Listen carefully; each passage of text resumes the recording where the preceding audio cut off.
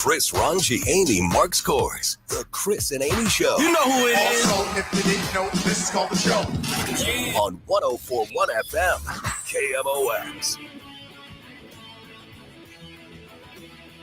KMOX. Good morning, friends. How we doing? It is the Chris and Amy Show. We're with you until 12 o'clock. It is a 9 to noon show now, in case you missed the memo from several weeks ago. Used to be 10 to 1. Now it's 9 to 12. Then we have the Gas House Gang at 12 o'clock talking Cardinals baseball and more. Oliver Marmol is on the show today starting at 12. So you will want to stick around for that. 314-436-7900. That is the number to call and text. Voice messages, leave them from the Odyssey app where you can listen to the show live and Cardinals baseball live. And, of course, you can watch us on YouTube, Facebook, and Twitter at Chris Amy KMOX. Time now for the top of the order. The top 3 stories everyone will be talking about. Yeah, street takeover happens in Holly Hills. Over 50 vehicles were spiked and arrests were made. And Jason Tatum suffered an injury in a game last night against the Knicks. Ranj, you texted me when it happened. It didn't look good. He was wheeled off the court in a wheelchair. MRI is coming today. We'll let you know what the results are of that. And the Cardinals did win. Yes, they have done it. They have won 9 straight games. They will hope to extend the winning streak to 10 tonight against the Phillies. It is a 5:45 first pitch right here on KMOX. So it sounds like some kids got out of hand last night, huh? Sunday night. Was it Sunday? Oh, yes, it was Sunday night. And we found out about it. Audio of it. Oh. Yes. Oh, yeah.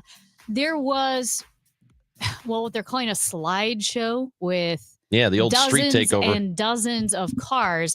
And while we hear about this a lot downtown, we see this happening downtown. This happened in Holly Hills, the residential neighborhood, where generally, I know there have been issues in Holly Hills, and we'll talk more about this. I've had friends who've moved out of Holly Hills because they feel like their little circle of safety in their community has gotten smaller. But the video of this reckless driving, just like donuts being spun and cars speeding up and down the streets of Holly Hills, is incredibly frustrating for city residents.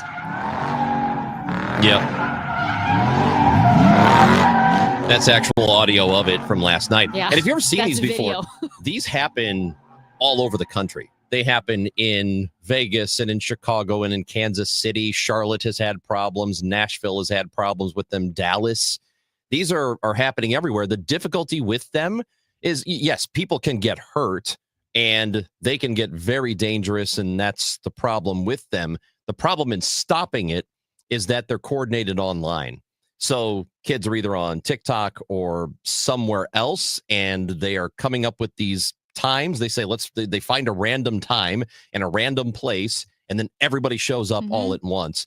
They're very difficult to stop. Well, like this one had over 100 cars. Yes. And that doesn't count the people who show up to watch. Right. So they, like you said, attract crowds. There's burnouts. They're doing donuts. They're spinning cars. It's like a party and people are recording with their phones. It's incredibly stupid and dangerous. And it's disruptive. And yeah, in a quiet family neighborhood like Holly Hills, you have this going on. I cannot imagine that residents will find this tenable in any way.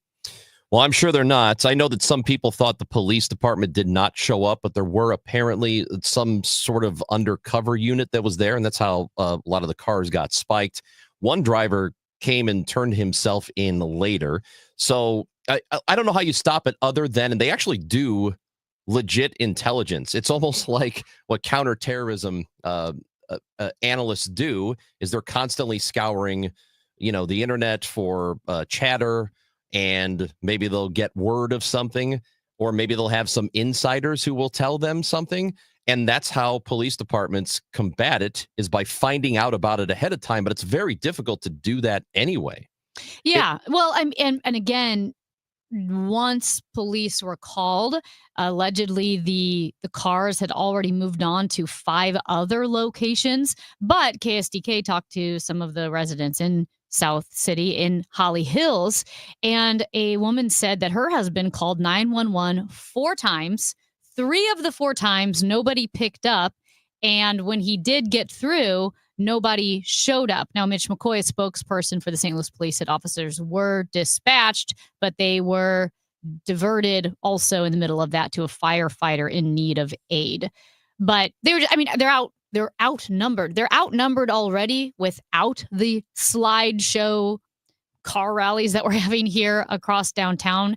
But when those numbers show up, they've got to figure out a better plan. They said that they spiked 50 cars. Like the St. Louis Police Department posted on Twitter that reckless driving is unacceptable. And last night we had dozens and dozens of reckless drivers and we spiked 50 cars. And it sounds like my first thought was good. Get those guys, get all of them, do whatever you need to do, throw them in jail, whatever it is. But only one car of the 50 that were spiked was stopped. And that because that car got spiked, had a flat tire, it crashed, they got the guy. So did you really spike 50 cars? And I don't know. I want to I have more questions about the cars, the 50 cars that were spiked and how they were all able to drive off. Maybe they all drove off on flat tires. Maybe the spikes didn't flatten the tire right away. I don't know. How exactly does that work? You can still drive on a flat. I've done it. You've done it like 3 times. I know. I have to. I have no choice. My tires keep going flat. And I have to keep driving them. So Mitch McCoy did say, quote, there are a lot of tires that have spikes in them today. So good, I guess, be an inconvenience. And maybe you get to the point where you're spiking cars and then you have other tactics that disincentivize these. It's mostly young people from coming down here and having their slideshows and donuts and spin outs. But something does need to be done. And it's so dangerous too. I mean, in a neighbor, it's one thing. It's still bad when it's on a street downtown, when it's on Tucker or whatever. It's bad. But when you're in a residential neighborhood where there are families and kids, I mean, you're putting more lives at risk. Yeah, it is. I want to reiterate that it is not a St. Louis problem. This happens in a lot of cities and they are struggling to deal with it.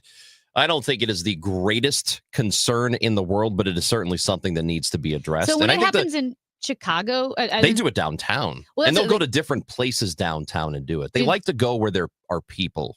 So they're not necessarily doing it in like Wicker Park or whatever, like a neighborhood. Oh no, that happens too. Like North Side, they'll go up there too. But the main area where it's been happening is downtown, like the Loop or River North, places like that. And the police show up. There's not when the cars are spinning out like that. And if you see them do donuts in the intersection, it's really tough to get in there and stop it because it's dangerous. It's dangerous to get close to it. Well, yeah. So a friend of the show, Missouri State Rep Steve Butts, he lives in Holly Hills. Yeah, he was there. And he was there and he said one of his neighbors came outside and one of the women, like in the car, in one, part of the spin outs donuts, got out of her car and brandished a gun at the neighbor and said, go back in your house. So basically, they take over the streets. And if you as a neighbor or a resident come out of your house, you might get threatened with a gun. That's what happened here.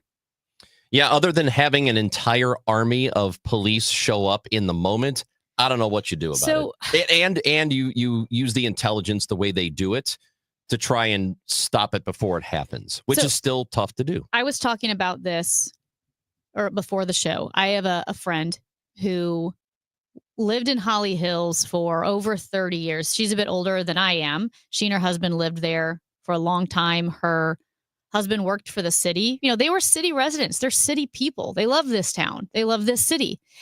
Several years ago, they left Holly Hills. They said it was heartbreaking. That was the house they raised their kids in. That was the house they grew as a family in.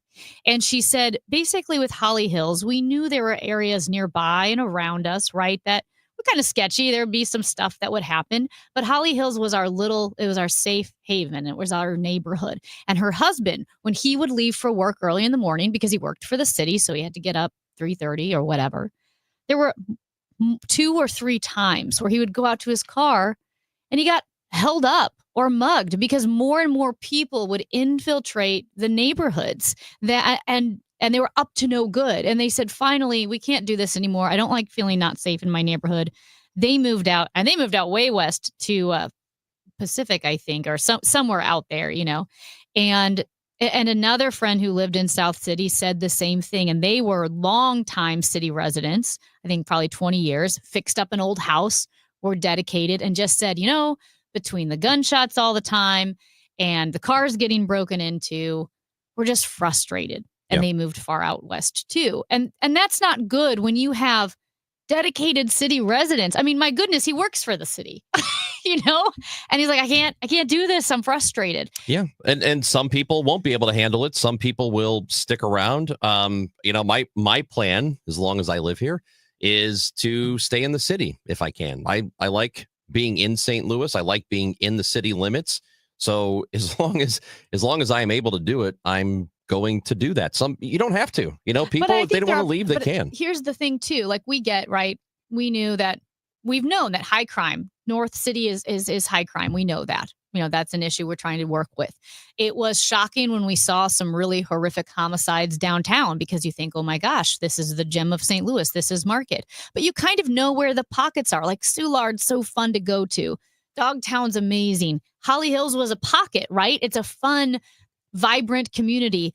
And when those pockets and those communities start getting infiltrated by crime or troublemakers from outside the community to the point that it becomes disruptive, that's when you got to put your foot down and say, hey, we can't let our city get overtaken. Nobody's allowing it like, it doesn't matter. It's okay. Just let the kids be kids. Nobody's thinking that. But the authorities aren't doing enough. Like Soulard, I think it's more difficult to do something about it than we make it sound. Like, just fix it. Do something about it. I think it's a lot tougher than that. It isn't. But that's why it's turning into those areas where certain pockets are hiring the residents are hiring their own private security, or they're having a Ring doorbell system that is coordinated in their community group, saying the city police or the city, blame it on whatever reason you want, they're not doing enough, so we're taking it into our own hands. Everybody's got a Ring. That's not anything new. But it's not exclusive to neighborhoods like Soulard or where there's crime. No, but if you get together and have a community meeting and saying, not only are we going to hire our own private security, but we're going to coordinate the system where everyone's getting it because we want to take matters into our own hands. What I'm saying is it's residents who are dedicated to community but feel underprotected. They don't feel secure in that community. That's Amy Marks Coors. I'm Chris Ranji. Feel free to visit the show. You know what the phone number is to text and call, 314-436-7900. The Cardinals, baby, they keep winning. They can't stop winning. All they've done for the last week and a half is win 9 in a row. They are hot, baby. This is the Chris and Amy Show on 104.1 FM KMOX. This Memorial Day weekend, bring your crew to Busch Stadium to see the Cardinals take on the D-backs. May 23rd to the 25th, catch great promotions all weekend long, including a Mason Win bobblehead and a Kids City Connect jersey giveaway. Kick off your summer with ballpark hot dogs, ice-cold beers, and entertainment for the whole family. Tickets are available at Cardinals.com. This is how summer is meant to be. See you at the ballpark. This is Alec Burleson, St. Louis Cardinals, for the Lou. Catch a Cardinals game on your next date night or friends night out. Whether it's love in the stands or laughter with your crew, nothing beats ballpark vibes under the lights. Cold drinks, great eats, and Cardinals baseball. Check out Friday Night Live at Busch Stadium and enjoy happy hour price food and drinks all game long. Every Friday home game. Get your tickets today at Cardinals.com and make memories that go beyond the scoreboard. Busch Stadium, where great nights begin. I'm Bobby Finger. And I'm Lindsay Weber. Our podcast, Who Weekly, is everything you need to know about the celebrities you don't. Think of us as your cheat code to People Magazine, your glossary for Hollywood, a shortcut to understanding pop culture at large. For the past 8 years, Who Weekly has been telling listeners everything they need to know about the celebrities they don't. Who Weekly airs twice weekly with brand new episodes on Tuesdays and Fridays. Listen and follow Who Weekly, an Odyssey podcast, available now for free on the Odyssey app and wherever you get your podcasts. Wesley Financial Group is not a law firm. If you own a timeshare, don't miss this important announcement from Chuck McDowell, founder of Wesley Financial Group. If you receive an unsolicited phone call or mail piece to discuss selling, renting, or especially canceling your timeshare, don't fall for it. If you really want out of your timeshare, hang the phone up immediately or throw that mail piece in the trash and contact your timeshare resort or Wesley Financial Group for assistance with your timeshare. As the only Inc. 500 timeshare cancellation company, our knowledge, experience, and results has made Wesley a trusted resource for over 40,000 families we've helped get out of their timeshare. Give us a call and I'll send you our timeshare exit information kit free with the straight facts about your timeshare and all of your options for cancellation. Call for your free info kit. 800-384-7878. 800-384-7878. 800-384-7878. This is a test of the emergency alert system. This is only a test.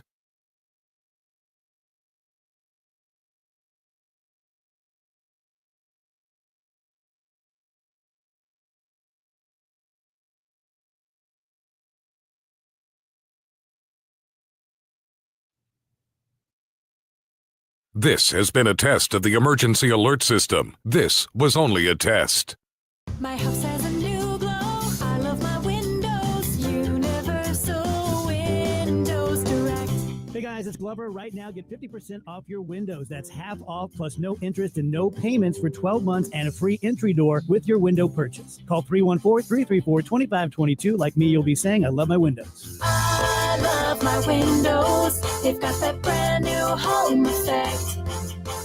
Universal Windows Direct. Hey guys, Glover here with my friend Mark Cantor at Cantor Injury Law. So as you know, I'm a lawyer, so I take this very seriously. Mark is a great attorney. He has a great team. He is from St. Louis. He is local. Call 314-628-9999 or visit cantorinjurylaw.com. The choice of a lawyer is an important decision and should not be solely based on advertisements. When you golf in Missouri, the courses are so close, you'll spend more time on the fairway than the freeway. After the back nine, enjoy our world-class dining and distilleries, shops and spas, museums, and more. Find your new golf MO at visitmo.com. Hi, Stacy with Fairwinds Rivers Edge Senior Living in St. Charles.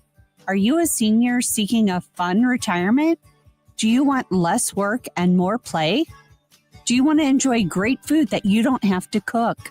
Then I know. Stop what you're doing right now and call Fairwinds. Set up a time to visit and have a meal.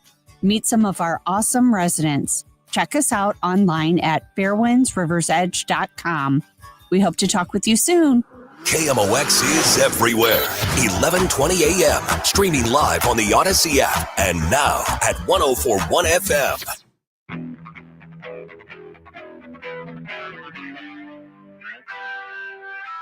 Chris and Amy show on 104.1 FM KMOX. Oh my gosh, Amy, Mark's course. How about those Redbirds? A 3-2 pitch in the ninth inning with 2 outs. A swing, and the ball is popped into short right center field. A long run. Walker makes the catch. That's a Redbird winner. The Cardinals hang on to beat the Phillies 3-2. They've won 9 in a row. 9, baby. 9. Okay. Look at this team. They're hot. They're surging. They're on fire. 1 year in human years is 7 dog years. Uh-huh. So how many games in baseball is a hockey 12-game winning streak? When do the Cardinals hit the equivalent of the Blues 12-game winning streak? They would have to win 24 games. Is it really? Well, yeah, it's double the games. Now, do you feel like that's a settled matter, or do you feel like that's Chris Ranji decided that just now? Well, I'm not great at math, but I do know that 162 is double. I don't 81, think it's an even. 82. I don't think it's almost, a double. You're right. It's just barely. I think it's 1.6. I bet the conversion rate's 1.6. They can't be that low. But 24 would be a major league record, and 12 is not a NHL record. Oh, man. At any rate, I'm very excited, and I feel like this bodes well for a Cardinals team that will be in the postseason. Okay, Amy. I'm ready for it. Amy. I'm all cold baseball.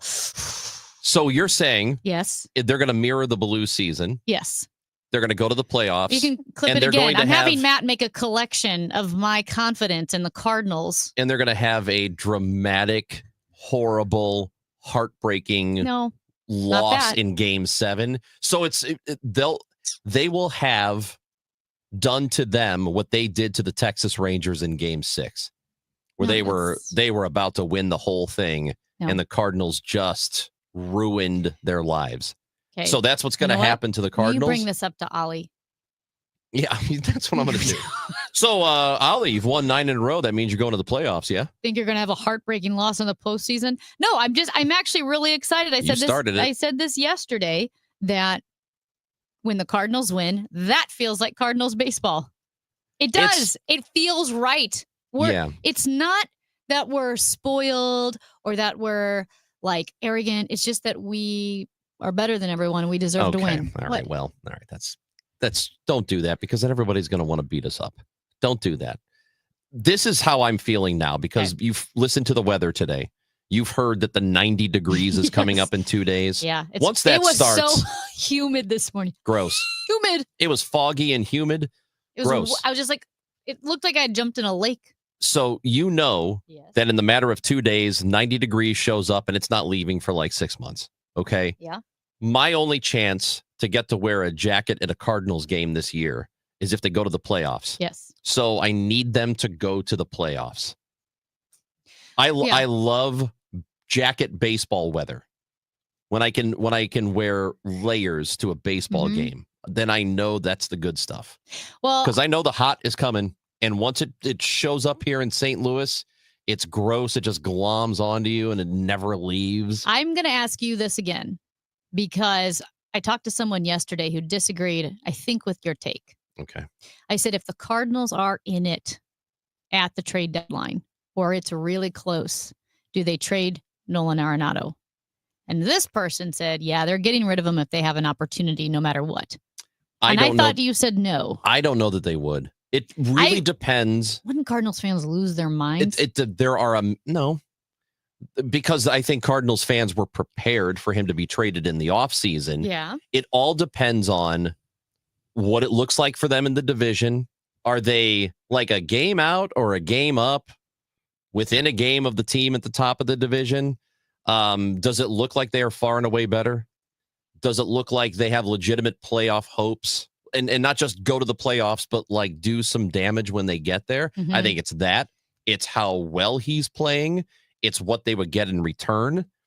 But I think there is a scenario where if they are in first place or looking pretty good at the trade deadline as a team and he's playing well, of course there's a scenario in which they keep him. Yeah. And they just roll with it and see what happens. It depends on how desperate they are or feel like they are to shed his payroll. Shed his money, because they'll have to pay him $20 million next year, and then the salary after that is $2015, I believe. So that's $35 million after this year. It depends on how much they want to get rid of that. But if they're in playoff contention, I can absolutely see them keeping him. Quick note: talking of playoffs, we mentioned the Boston Celtics. Jason Tatum went down. A no contact injury looked really bad. He did get an MRI, or they are getting an MRI today. Obviously, no news out for that. You know how the speculative doctors are saying, well, watching the injury, the looks like an Achilles. NESN, New England Sports Network, is saying the doctors they've interviewed, they are like, well, we're assuming the worst. They're saying it doesn't look good. Do you ever read The Ringer? Yeah. So the headline coming out of The Ringer is, this is the end of the Celtics as we know them. So it's not, I mean, again, this is all speculation, but it was a no contact injury. It looked really bad. You mentioned he was crying in the wheelchair as they wheeled him out. Yeah. Bill Simmons, big Boston sports fan. The Ringer is his outlet. Mm-hmm. That's his thing. Right. So I imagine he's feeling today pretty bad about this, as Celtics fans are. Because here's the thing about Tatum. He is not just the best player on that team right now. Mm-hmm. He is legitimately a top 5 NBA player at the moment. And LeBron doesn't have a whole lot of time left in the game. I don't know how much longer Steph is going to be playing. When those two guys are no longer playing, he's arguably a top 3 player in the NBA right now. And when guys in basketball get Achilles injuries, and if they're the bad kind, like complete rupture, sometimes they never really come back the same. Well- so that's the difficulty with it. Yes, but we can still hope for the best. A little surprised. I hope he little recovers surprised fully. when doctors speculate because it feels irresponsible. There are a lot of Twitter doctors who watch sports injuries happen and they go, well, this is what I think it is. I wouldn't want to do that. I would not feel comfortable doing that. No, but it does not look good. All right. So if you have defaulted on a student loan, if you have a student loan, if you're one of those folks who has maybe had their student loans put off in another way, you're going to have to start paying those, at least as far as we can tell. A certified financial planner, head of advice and planning at SoFi, Brian Walsh will join us next to tell us what you need to know about that on 104.1 FM KMOX. It's time for a $98 AC tune-up.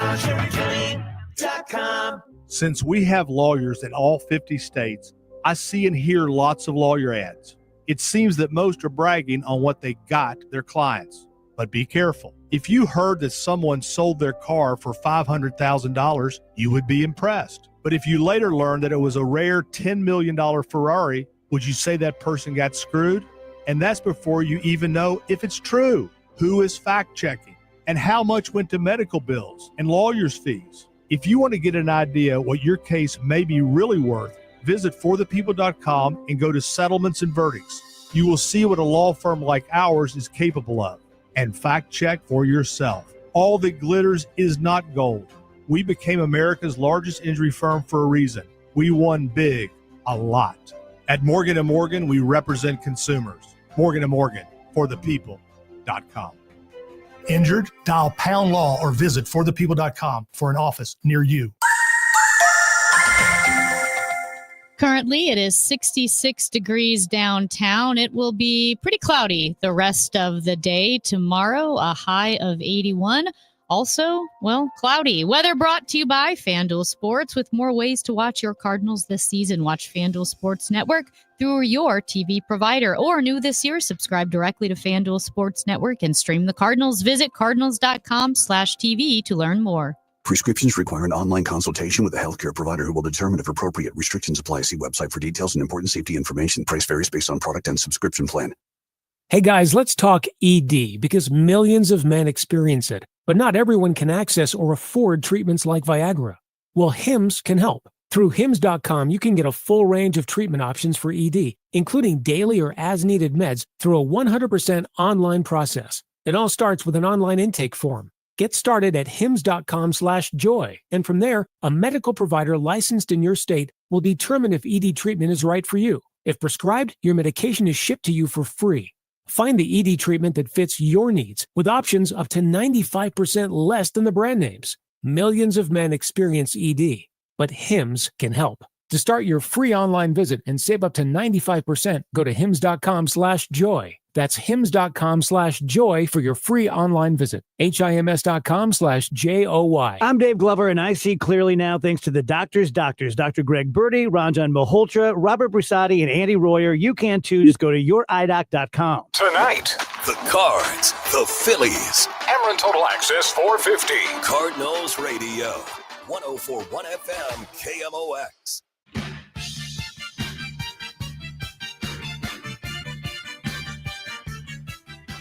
Millions of people in the United States have student loans, and millions of those even have defaulted on their loans or in late stage delinquency. And it is a problem. And there had been some student loan relief that had taken place over the last 5 years. Well, that is coming to an end with the Trump administration. To discuss that with us, what you need to know and what happens next, certified financial planner and head of advice and planning at SoFi, Brian Walsh, is with us on KMOX. How you doing, Brian? Good. Thank you so much for having me today. Yeah, thank you for being here on this. And, you know, there are people who are well into their 30s and 40s and maybe even 50s still paying student loans. And for them, I imagine this this pause on the student loan repayments was a nice relief. Well, that's coming to an end. So generally speaking, what do people need to know if they have defaulted or if they are in delinquency? Yeah, I mean, really right now, we are back in the pre-COVID days when it comes to federal student loans. So if you have a federal student loan, payments have been required on that loan since late 2023. And as of last Monday, if you're in default on your student loan, which means more than 360 days since you made a payment, you would be at risk of involuntary collections by the federal government. So think things like taking tax refunds, dipping into government payments, and even potentially wage garnishment after they notify you if you are currently in default on a federal student loan. Yeah, so approximately 43 million Americans have student loan debt. Now, according to the Wall Street Journal, some 5 million borrowers have loans in default. Who are those 5 million? Do we know? Are some of them people who purposely stopped paying, student loans because they thought under the Biden administration they didn't have to? Were these people who were defaulting before the Biden administration? Yeah, so I mean, I guess when you look at this group of 5 million people, it's important to understand the context here that there was a ton of back and forth by the federal government over the course of the last 4 years, where payments were paused and extended, forgiveness was going to happen, it didn't happen. So we see a couple buckets of people. Bucket one would be people that, quite frankly, have either forgotten about or chosen to ignore their federal student loans because of all the back and forth.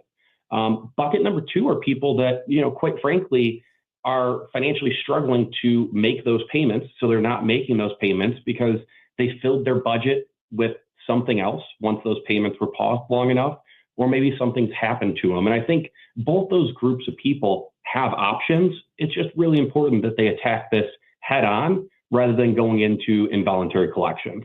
Do we know if the 5 million loans in default, are those primarily undergraduate debt or postgraduate debt, like medical school? Yeah, we don't have data on that. Okay. Generally speaking, it tends to be a pretty good mixture of the two. And regardless of how you got into the student loan debt, I think now's the time to say, okay, should I make my standard repayments? Should I look at maybe income-driven repayment where it caps my payments to a certain percentage of my income? Looking at things like that are available with federal student loans, because it does give a lot of people some options that'll fit inside their lifestyle. What do you do if you have these student loans? And we know the interest is and can be just insane. And the interest after a while becomes principal. So you can't do anything about that. So it gets even worse. If you just feel like you're in a position where you're just not making enough money, month to month to be able to make any sort of dent whatsoever in a student loan, what do you do? Yeah, typically we'll go through 3 steps with people. Number one, you need to understand what type of student loans you have. Are they federal student loans? Or are they private student loans? And then number 2, understand the payment options that are available to you. Federal student loans, you can do a standard repayment. You could extend it out from 10 years to 20 plus years. You can do income-driven repayment. And then step number 3 would be okay, figure out which payment approach makes the most sense. And then how do we fit this in with our budget? So maybe it's tracking your spending and reviewing that to see where you could reduce expenses other places. But it really is about going through kind of a deliberate process to figure out how this is going to work for your situation. You mentioned the income-driven repayments, and apparently there have been some issues with that over the last several months where maybe the system was not working well for whatever reason. What has been the issue with that? Yeah, so I think the big issue with income-driven repayments right now is the fact that the Biden administration, year and a half or so back, announced the SAVE plan, which was one of the income-driven repayment options. It was much more generous than the other income-driven repayment options, and that's currently being, decided in the courts. So that plan's in limbo. There's still 3 other plans that are available. So during this time, while the courts kind of held that up, there was a pause in processing other income-driven repayment plans, and that led to some confusion. But that's been cleared up. So if you want to go in one of the other 3 plans that are available, all of them cap your payments to a certain percentage of your income. They just work slightly differently. That is available to borrowers right now. Now, if you have student loan debt and maybe you haven't paid but you haven't also been contacted, would you say it's a good idea to check your credit score? Because it seems, according to this Wall Street Journal article, that there are people who are finding out that they've defaulted on their loans because their credit scores suddenly dropped by 300 points. Yeah, 100%. I think everyone should use some sort of credit score monitoring tool. For example, we have one at SoFi within our Relay product. And what that'll do is it'll help you not only understand your credit score, but then you'll get a sense of things that are on there that are both real as well as mistakes. So there's a fair amount of people that have mistakes on their credit report, or, the example that you gave, you would see, hey, I have missed or late payments on a federal student loan. It'll tell you who the servicer of that loan is, and you can get in contact with that servicer if you maybe forgot about it, maybe you moved, maybe you changed emails, things like that. We are talking to Brian Walsh, who is a certified financial planner and the head of advice and planning at SoFi. Let's move on to, if we can, a more general idea of debt in the moment. And I imagine there are a lot of people that over the last several years, for various reasons coming out of COVID, maybe they did incur a lot of debt. We know that credit card debt went up, I think, pretty substantially over the last couple of years, maybe more so than usual. What is the status of that now? How much credit card debt is there in the United States as opposed to what it was maybe 5 or 6 years ago? Yeah, and I think this is something we've seen as a common trend in our conversations with SoFi members over the course of probably the last 3 years, where number one, the cost of living has been increasing at a pretty high rate. Like, yes, inflation is going down. That doesn't mean things are getting cheaper. It just means they're getting expensive at a lower rate than what was happening before. And on top of that, interest rates have gone up coming out of the pandemic, where there was a lot of stimulus and we needed to make sure that we raised rates. So that just means that credit card debt is more costly. And when we're working with people on that, which is a regular thing, number one, if you're in credit card debt, stop using your credit card. Like, it subconsciously is easier to spend money on a credit card than using a debit card or cash. And then number two, figure out the best way to pay it off. Maybe it's a personal loan to lower your interest rate. Maybe it's a 401k loan, a home equity line of credit, or maybe just making extra payments. It's really important to figure out that plan to get out of credit card debt, because when you're talking 20, 25, 30% interest rates, that really eats up chunks of your budget that don't have to be eaten up just by making a plan to pay that off over time. Is it possible for an individual to negotiate interest rates, or is that just pretty much set and whatever it is what it is? Yeah, I mean, technically it is possible. Generally speaking, if you look at it, people who lenders think are a lower risk of not paying the money back will get the better offers as far as what their credit limit's going to be, what their interest rate is going to be, things like that. So if you have let's say a high credit score and you have a high, income level compared to your existing debt payments, you're in a position to really shop around and get lower interest rates. Unfortunately, probably the people that could use interest rate relief the most are typically going to have higher rates on their debt, just because, statistically, the lenders may view that as a higher risk of not getting their money back. This is slightly different, but since we are talking about payments, interest rates, defaulting, when people have medical bills and they talk about a payment plan, can you talk to the medical biller and try to negotiate your payment plan down? Yeah, so depending on the agency or the institution that you're going through, they will offer different types of plans. A lot of times what we'll see is people negotiating the term of that plan, where maybe they stretch out that payment from a relatively short period of time to a longer period of time, so their payments can fit in their budget. Typically what you'll see, though, is the longer your repayment plan, the more interest you're going to pay on that, just like with other types of debt. So I think when it comes to medical debt, student loan debt, credit card debt, whatever it may be, it's really important to really consider the fact that you're either going to pay now or you're going to pay later. If you pay it off quicker and you spend more money from month to month paying it off, typically you're going to spend a lot less money in interest and you're going to pay a lot less over the lifetime. If you have lower payments and maybe you stretch it out, it's easier to make the payments now, but you're going to end up paying a lot more in interest and a lot more over the lifetime of paying that money back. Brian Walsh, as we say goodbye here, is there any bit of advice you would like to give people, generally speaking, whether it is about debt or whether it is about the way you move forward in this economy right now? What would you say to them? Yeah, I think the big thing that we've been seeing is on the student loan front, granted, the 5 million people in default have gathered a ton of headlines, but also people who are currently making their payments, looking at if there's an opportunity to do that more cost effectively, potentially refinancing or making extra payments. It can be a good opportunity if you're able to make your payments to potentially cut that cost a good amount. And we see more and more people right now trying to take advantage of that opportunity. Brian Walsh, we appreciate your time. Thank you so much for joining us today. Yeah, thanks for having me. Brian is a certified financial planner and the head of advice and planning at SoFi. That's Amy Marxkors. I'm Chris Ranji. We are expecting a conversation with Mayor Kara Spencer. She will be with us at 10:30, just after the news. We'll talk about what happened in Holly Hills last night, some other city stuff as well. We'll get into what's going on around St. Louis. Will Leach is going to join the show. He will be joining us at 11:30. I believe, unless something changes. 11:30, he'll be with us. But prior to that, Dave Simons, he was the partner and managing director at One Private Wealth. He'll be with us at 10 o'clock. So a good show for you today. I mean, they're always great. Obviously. This one's good, too, I think. Pretty good.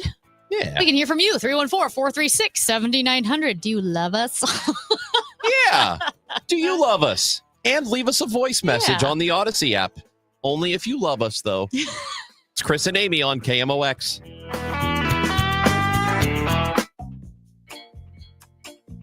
Hi, this is Steve Butts with the Crawford Butts Insurance Agency. I know we're all experiencing sticker shock when you get your insurance premium. Now more than ever, you need an independent insurance agent to find the best value for your family's insurance needs. Crawford Butts, family owned and operated for more than 60 years. Please give us a call at 314-752-2500 or at crawfordbutts.com. Meet me at the Muni in Forest Park. For the best selection and prices, become a Muni subscriber. You can see all 7 Broadway hits for as low as $126. Great seats are going fast. You pick your night, your price range, and your seat. Single performance tickets, those are on sale May 19th. Single tickets start at just $21. Buy now, muni.org. Call 314-361-1900 or visit the box office in Forest Park. Hey, your biggest choice in home restoration is who do you trust with your home, your most valued asset? Few can match Banner Construction's experience and dedication to excellence. Banner is an elite preferred James Hardie contractor and Pella window specialist. Restoration is a one-time opportunity to have Banner's design team show you architectural options to make your home the neighborhood showcase. Call for a free consultation, 314-569-1050, or visit the web at bannerconstruction.com and have a banner day. Farming's hard. To feed the world, farmers have to work the land, brave the elements, and fight the battle against weeds. Weeds reduce crop yields, so prices go up and everybody gets less to eat. But 50 years ago, farmers got a new tool to fight weeds, glyphosate. It kills weeds while protecting the harvest. Time and again, it has been approved by the EPA and by leading regulatory bodies around the world. It helps enable practices that reduce erosion and keep soil healthy, which is good for the earth. Farming's hard, but it's a little easier with glyphosate. Learn more at go.bayer.com/glyphosate, paid for by Bayer. Hi, Mia here at the winnings desk of the Missouri Lottery. So, I wanted to write a thank you note for every dollar Missouri Lottery players have given to Missouri and education, but that would be 8.4 billion notes. So to save a little time and a whole lot of paper, here's just one. Dear every single lottery player in Missouri, thank you for helping us give $8.4 billion to Missouri and education. Sorry, my trumpet's in the shop. The Missouri Lottery. Winners welcome and play responsibly. Just a reminder to have your air conditioner checked for the summer so you don't have a mishap and it goes down in the hottest day of the year. But it's always best to have it done. Call us and we'll be more than happy to come out there and check it for you. And like always, if you're having your furnace checked by another company and you are told that this is the year you need to replace it, call me for a second opinion. The 0% interest is still available on most brands. Save your cash and keep your credit cards open and away from those high rates. Call me. You'll be glad you did. Bart Inman, one easy number in Missouri and Illinois.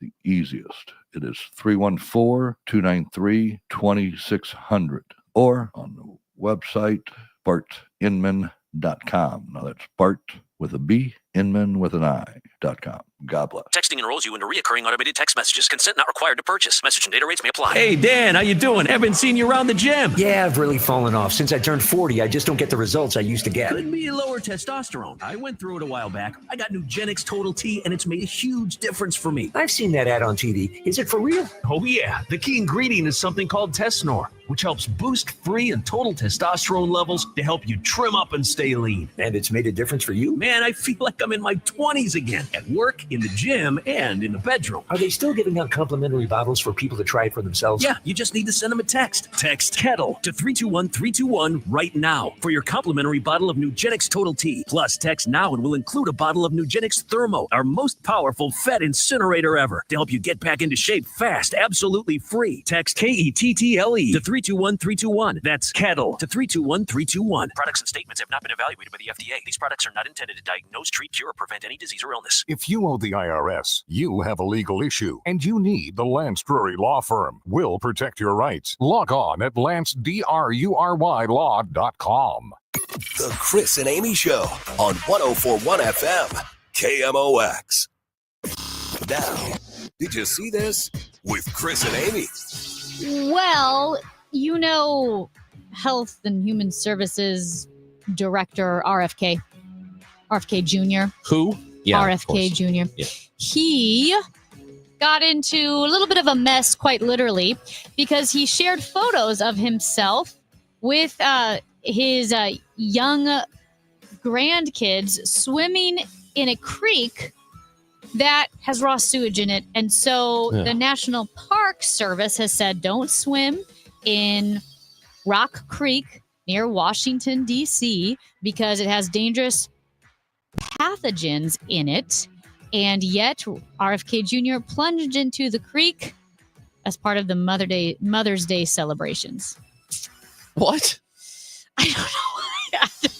This guy's all about living healthy. I know. Other than, like the years of heroin or whatever, but thought he was into that. Yeah, the National Park Service has banned swimming and wading in the creek because of high bacteria levels in the water. And he was in the creek with his grandchildren. He posted a picture and people said, hey, that creek has a swimming ban in it.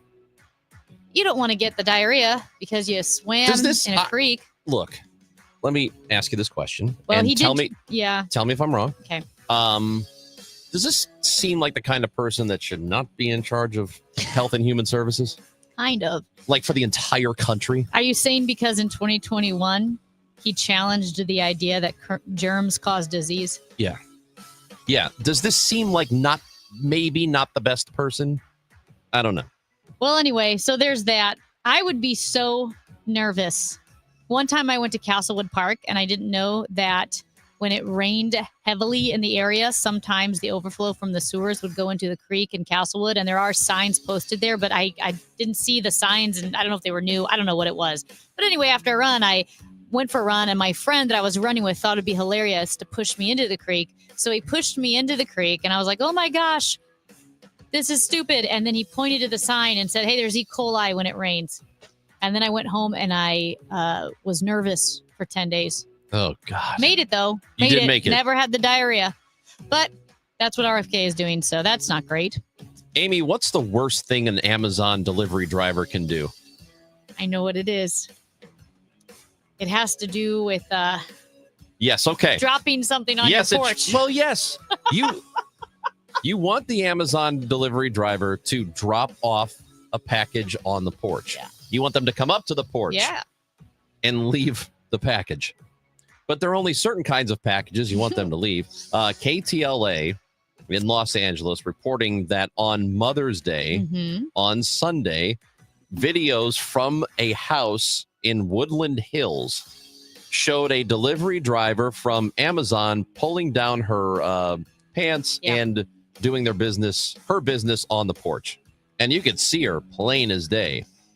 Insane, because you know that she knows there's video. Yes. There's video everywhere now. If I wanted to be seen, I would go to someone's front porch. That's where everybody's got the Ring doorbells. Yeah, so she delivered a package and then she, dropped trow, as some people say. Weird. Yeah, I it will happened at say- 6 a.m. on Sunday, which is about the time I feel like doing it. So You do not I wake get up it. at 6 a.m. Well, trying not to, but that's what's been happening lately. Not because of that. You're It's not just even a morning person. No, just Oh, this. Yeah, I thought just, you were waking up for that. No. I'll just wake up. It So sucks. I think I told you this. You probably don't remember though because of the issues that you have. But my mom, like Amazon drivers are really interesting. And my mom, the doorbell rang and she answered it. And it was the Amazon driver and the Amazon driver lady. My mom opened the door and the driver just said, "Can I use your bathroom?" And my mom's like, "I really didn't want to. Well, of course I not. didn't want to let her in to use the bathroom, but she put me on the hot seat, right? You have to. Feel, and she's like, okay. And she just like walked in the house. And my mom's like, "Let me show you where the bathroom is." She goes in the bathroom and I feel this is really bad, but my mom's like standing there. You know, when someone's in your main bathroom, you can hear when the water runs. Yeah. The water didn't run afterwards. Oh. So she didn't wash her hands. Oh. So then she left, and then Great. my mom's like, "Now I have to Clorox the handles." And now I have to wash every Amazon package that comes in, just in case that lady is delivering My them. mom said she didn't even say thank you. She just walked in, used the bathroom, and left. And again, my mom said, "What do you do in that situation?" Because deep down, you feel like you need to be a good person and let them use the bathroom. But also deep down, you really don't want to let some rando. You don't know what they're going to do in the bathroom. No. Well, so Amazon has fired this woman. They released a statement that says, "We're deeply disturbed by the Yeah, unacceptable I think so. behavior of this delivery driver and apologize to the customers involved.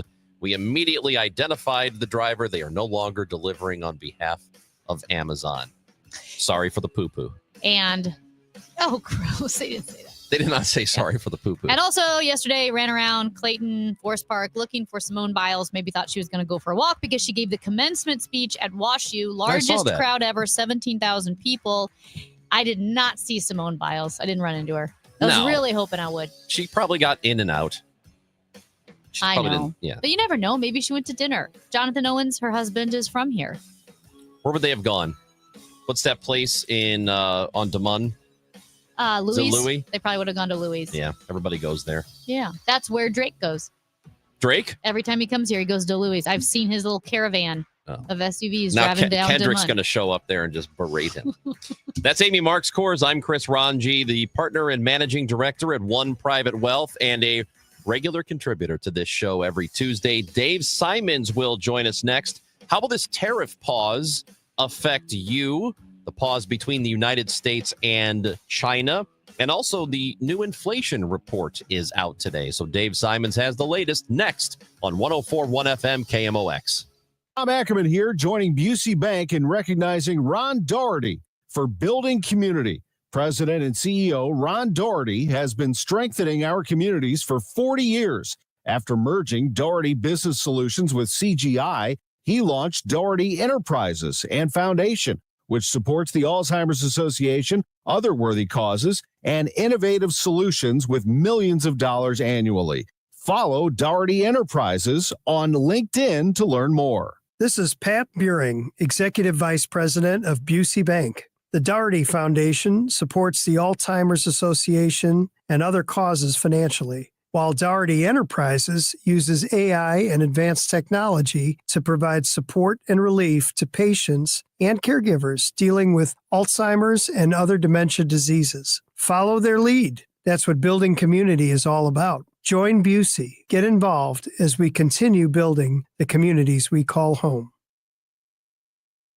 They tell you to be afraid, to be scared, and they try to frighten you into calling. I'm not here to do that. Tax Relief Advocates is different. TRA is here to tell you that if you owe money to the IRS, whether it's $5,000, $50,000, or $500,000, we have a solution. It doesn't matter if you're sitting in your car, at work, or with your kids. No matter where you are, call now. 800-575-6481. Don't lose hope. TRA can eliminate or reduce what you owe to the IRS. Generous programs are now available that can give you a fresh start. Our passion is taxes and helping individuals fix their IRS problems. We have over 1,000 5-star reviews on Google and an A+ with the Better Business Bureau. You don't need to be afraid of the IRS any longer. End your tax nightmare today by visiting us online at TRA.com or call 800-575-6481. That's 800-575-6481. Tax Relief Advocates. Real solutions for real people. Mid-America's most trusted voice for news. KMOX AM St. Louis. KMOX FM Hazelwood. Always live on the free Odyssey app. Another RX Watch, brought to you by Onder Law. Welcome back to RX Watch. This alert is disturbing. Right. A while back, we learned that companies like Johnson & Johnson use a mineral called talc in baby powder and other products. And studies show that talc, when used for feminine hygiene, can cause ovarian cancer. Now listen to this. RX Watch has learned that the talc they use is being mined in China. Right, and talc mined in China contains heavy metal contaminants like chromium and magnesium, which are known to cause cancer. But China doesn't care. So China gets the jobs and we get contaminated talc in our baby powder. And ovarian cancer. Right.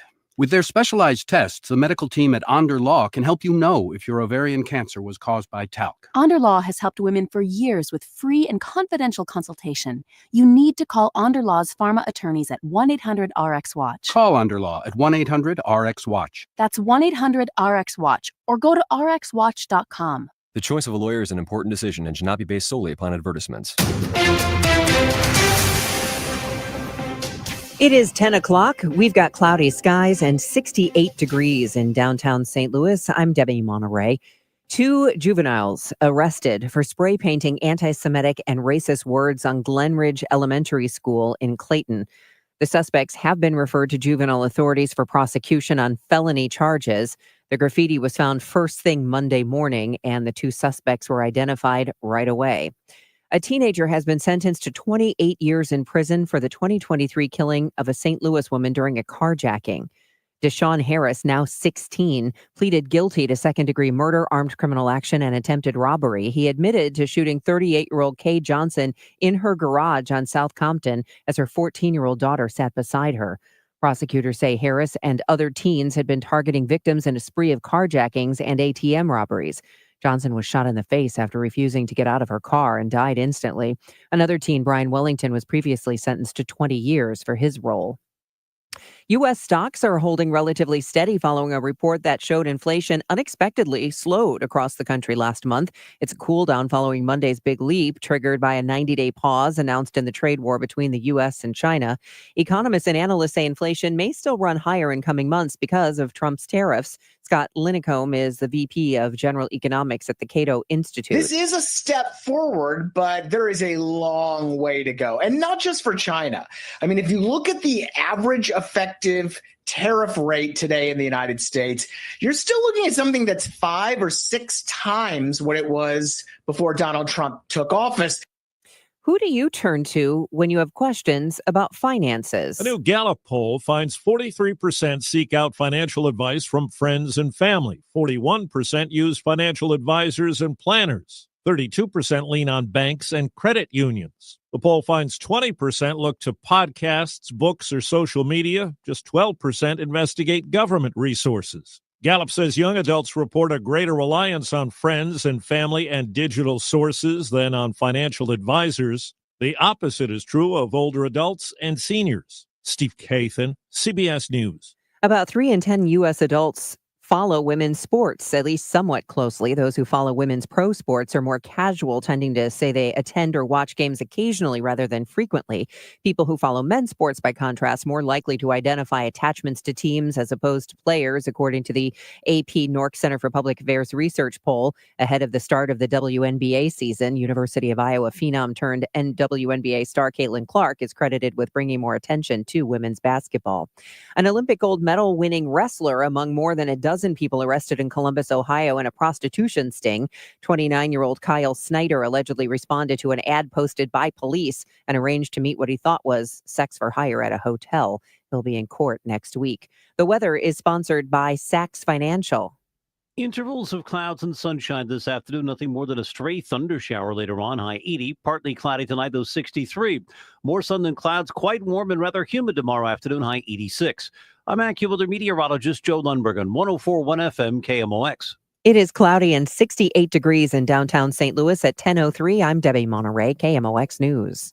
Hey, it's Jeff at Sachs Financial. Over the last 15 years, we've been able to help our clients focus on the fundamentals and tune out the daily grind by putting a great retirement plan in place. If you don't have one, find out how to get started at retiresafestl.com. Chris Ronchi, Amy Marks Kors. The Chris and Amy Show on 104.1 FM, KMOX. Easy money.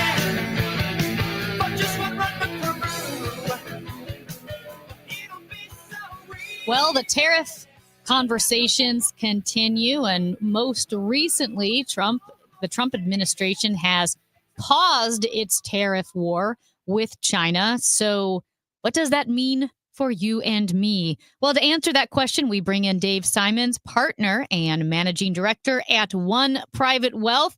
Dave, we really appreciate you being so available for us to ask you so many questions about tariffs and 401ks and everything.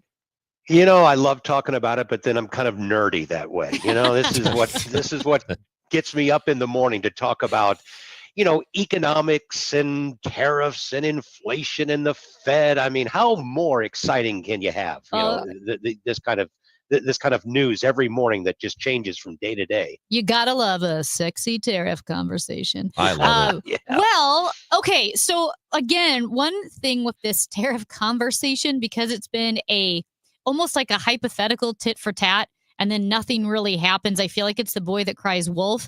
But now that the 90-day pause in the tariff war between the U.S. and China has taken effect, how will I notice that or not notice that? Well, you won't, except for this way, Amy. I know that investors sometimes get a little tired of hearing from people like me who always say, you know, you can't time the market. You just got to stay fully invested and don't let fear and greed guide your decisions. And I think after a while, you know, people sort of tune that out and go, yeah, we know. Well, this is proof of that. I guarantee somebody somewhere, and more than a few people, late last week just decided, I can't take this anymore. This tariff thing scares me. I think we could be heading into a deep recession. And so I'm just going to cash out. And then yesterday, the Dow goes up 1,000 points. Now, what are you going to do? And so you just can't time this. So, Amy, what this really tells us is expect more of the same, because this doesn't make the negotiations all of a sudden settled with China. It's just a pause as they continue to negotiate. So we can have the optimistic side that says somehow this is all going to work out. Maybe the UK last week, Britain, that was the start of some, you know, really good negotiations with a lot of our trading partners, and it'll be great. You could take the other side, the pessimistic side, and say, man, this could really still just fall completely apart. And we could have back to 100% plus tariffs on China and not reach any deals with anybody else, because let's be honest, Britain and the UK, that's low-hanging fruit, honestly. That was easy. So there's still a lot of work to be done. The only thing that we can know as investors, really, and as American consumers, is what happened yesterday doesn't change a thing. Expect more volatility. But Dave, what about, let's say I don't feel this tit for tat with China. I don't feel it in the prices. Is there a chance that I feel it on the retail side of things? Because maybe some of my favorite stores or small businesses are reluctant to plan ahead, are reluctant to place future orders because of the volatility. And so supply might be down. Yeah, that's exactly right. We see that in the supply chains that are still very much locked up. what happened yesterday, the 90-day pause, is not really allowing now a lot of companies to go, okay, things are back to normal. Great. Let's call our manufacturing and suppliers and distributors over in China and Indonesia, and let's get business going again. No, maybe a little bit of that will start to pick back up because they have a little bit of pause. But if you're a business owner and you're bringing in things through, let's say, the port of San Francisco or wherever, you're not all of a sudden getting on the phone tomorrow or today and saying, okay, business as usual. No, this is a 90-day pause. This allows you maybe to start to slowly bring some goods back in and maybe build up your inventory while you can and still bring some business forward. But it is not all of a sudden causing business owners to go back and start to think about those expansion plans that maybe they had for 2025 and start to hire new people. Microsoft, by the way, just minutes ago announced that they were laying off 3% of their workforce. And so that right there tells me there are a lot of companies that are not using this most recent news as an excuse to go out and start expanding again. We continue to be in this just wait and see moment. But yes, prices going up. I don't know that you'll see that today or tomorrow across the board, but you could see that as we negotiate with other countries and have some tariffs that are going to be perhaps higher than the 10%. So I think what I'm hearing is that it's not bad yet. Is that reality that it could get bad, or are we like in a really good position here and should be moving forward? Or is it unknowable? You know, that we have team meetings virtually every day on this, Chris, between me and my partners to say, okay, we gotta game plan this. We've got to try to come up with where we think things are going. And it is so difficult. You know, I'm in my 4th decade in this business, and I've been through all kinds of bear markets and bull markets. I've never had a lack of clarity like this, because neither direction would surprise me. If we really are negotiating, you know, we run a deficit with 101 countries.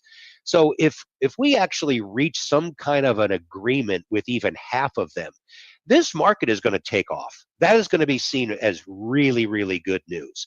So, but am I going to start changing all of our investment models around for clients based on that hope? Ain't no way. At the same time, we are not about to get overly bearish and start cashing out and heading for the hills, because a day like yesterday could happen.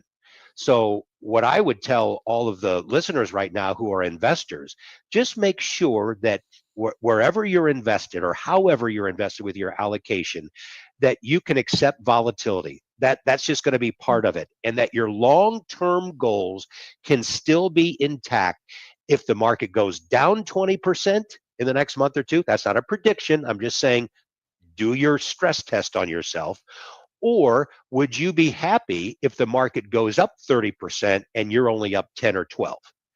I'm telling people, go ahead and bring your guardrails in to limit your downside. That's not to say you can't still go down. But if the market's down 20, maybe you can allocate your portfolio where you're only down half of that. You just have to accept, if you do that, that maybe you're only up a third to a half of the market to the upside.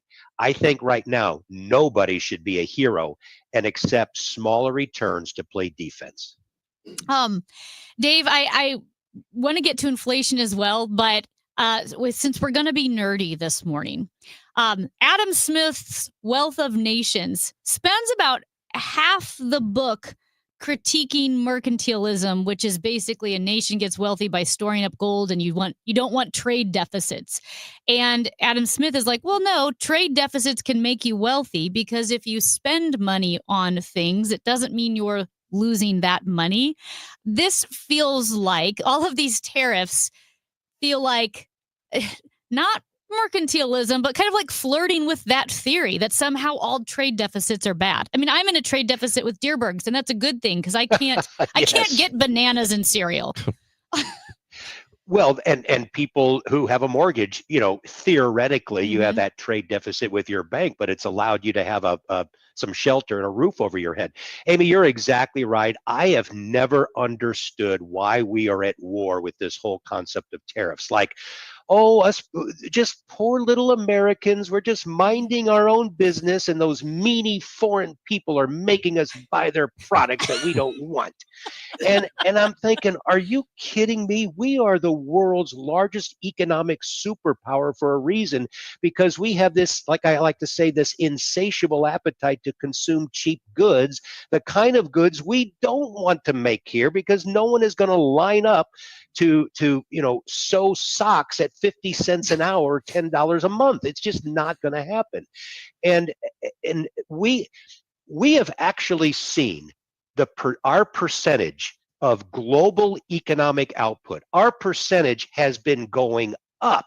Our strength has been going higher relative to our trading partners, even while our trade deficit has gone up a little bit more. So Adam Smith is exactly right. I'm not saying that at times we aren't taken advantage of, like a country like China that loves to just dump cheap products onto our shores. Okay, these are one-off things, but to go after our solid trading partners, our friends for centuries, I think it's just a battle that we haven't needed. And you're hearing from, and this is not a political statement, it's not pro-Trump, anti-Trump, anything like that.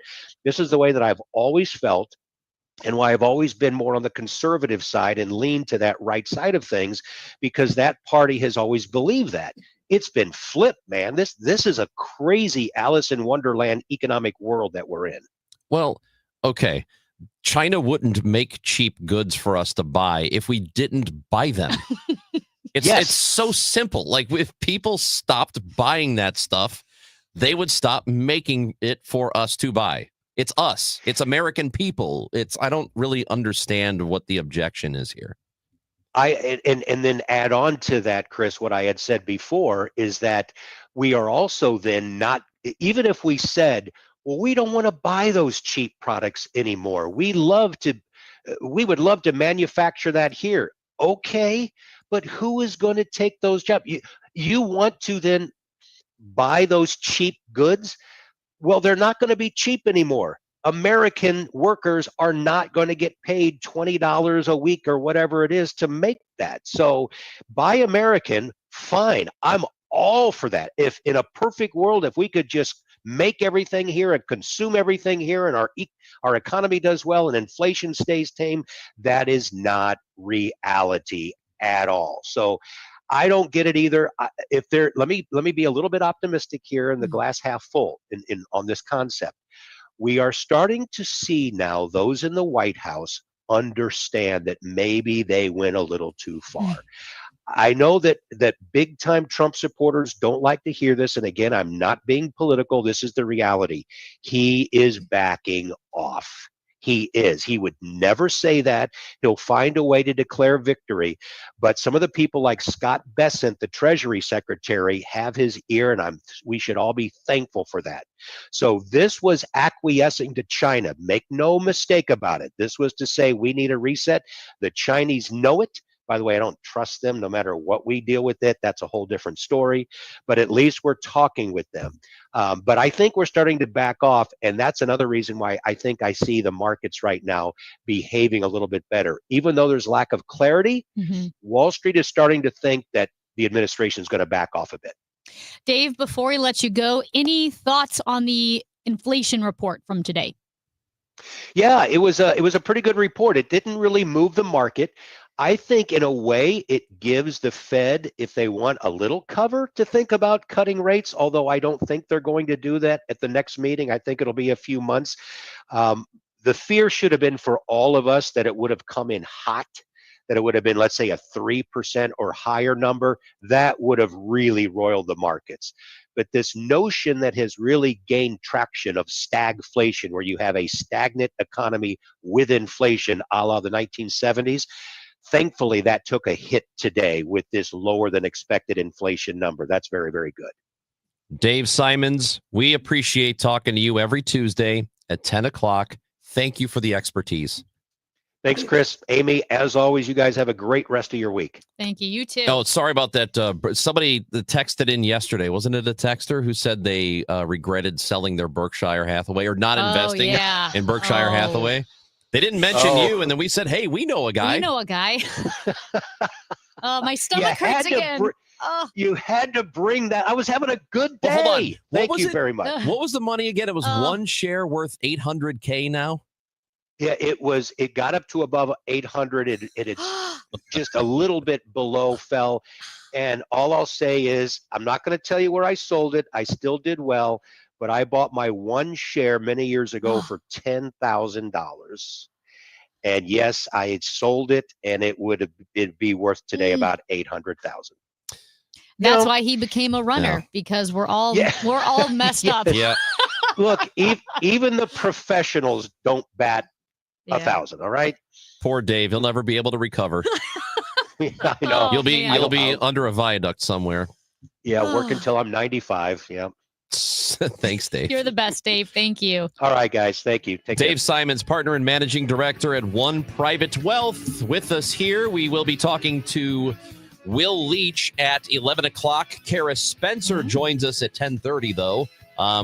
We've got a lot to talk about as it pertains to the city of St. Louis. That is coming up on the Chris and Amy Show, 104.1 FM, KMOX.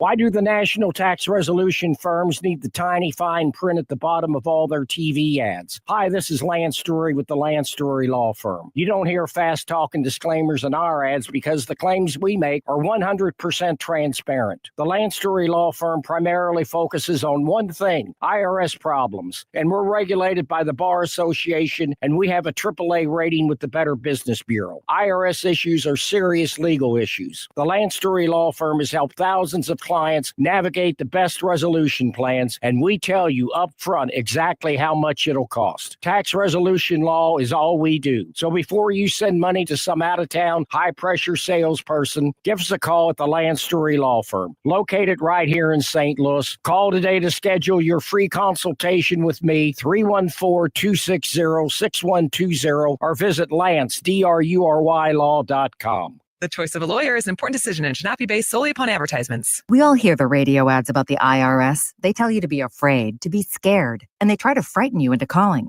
I'm not here to do that. Tax Relief Advocates is different. TRA is here to tell you that if you owe money to the IRS, whether it's $5,000, $50,000, or $500,000, we have a solution. It doesn't matter if you're sitting in your car, at work, or with your kids. No matter where you are, call now. 800-575-6481. Don't lose hope. TRA can eliminate or reduce what you owe to the IRS. Generous programs are now available that can give you a fresh start. Our passion is taxes and helping individuals fix their IRS problems. We have over 1,000 5-star reviews on Google and an A+ with the Better Business Bureau. You don't need to be afraid of the IRS any longer. End your tax nightmare today by visiting us online at TRA.com or call 800-575-6481. That's 800-575-6481. Tax Relief Advocates, real solutions for real people. Hospital Sisters Health System isn't just in your community. We're your neighbors, your friends, your support system. From your first visit, you'll experience expert care backed by the strength of our entire health network. At HSHS, we put your health first, with medical expertise and kindness that makes you feel valued at every step. HSHS, connected to our community, committed to your health. Visit hshs.org/caring to learn more. At CertaPro Painters, we know that a happy place comes in many colors, like ones that inspire a sense of wonder, or a new flavor that makes life just a little bit sweeter, or one to celebrate those moments that lift you to new heights. We can reawaken any space to make your happy place your home. CertaPro Painters. That's painting happy. Each CertaPro Painters business is independently owned and operated. Contractor license and registration information is available at CertaPro.com. Check out the Terrace in Eureka for affordable senior living with 24-hour nursing supervision, delicious meals, medication management, and activities. The Terrace is affordable and will work with your Medicaid plan. Go to rspseniorliving.com and look for the Terrace Private Assisted Living. When you golf in Missouri, the courses are so close, you'll spend more time on the fairway than the freeway. After the back nine, enjoy our world-class dining and distilleries, shops and spas, museums, and more. Find your new golf MO at visitmo.com. 104.1 FM KMOX, the voice of St. Louis. Stronger than ever.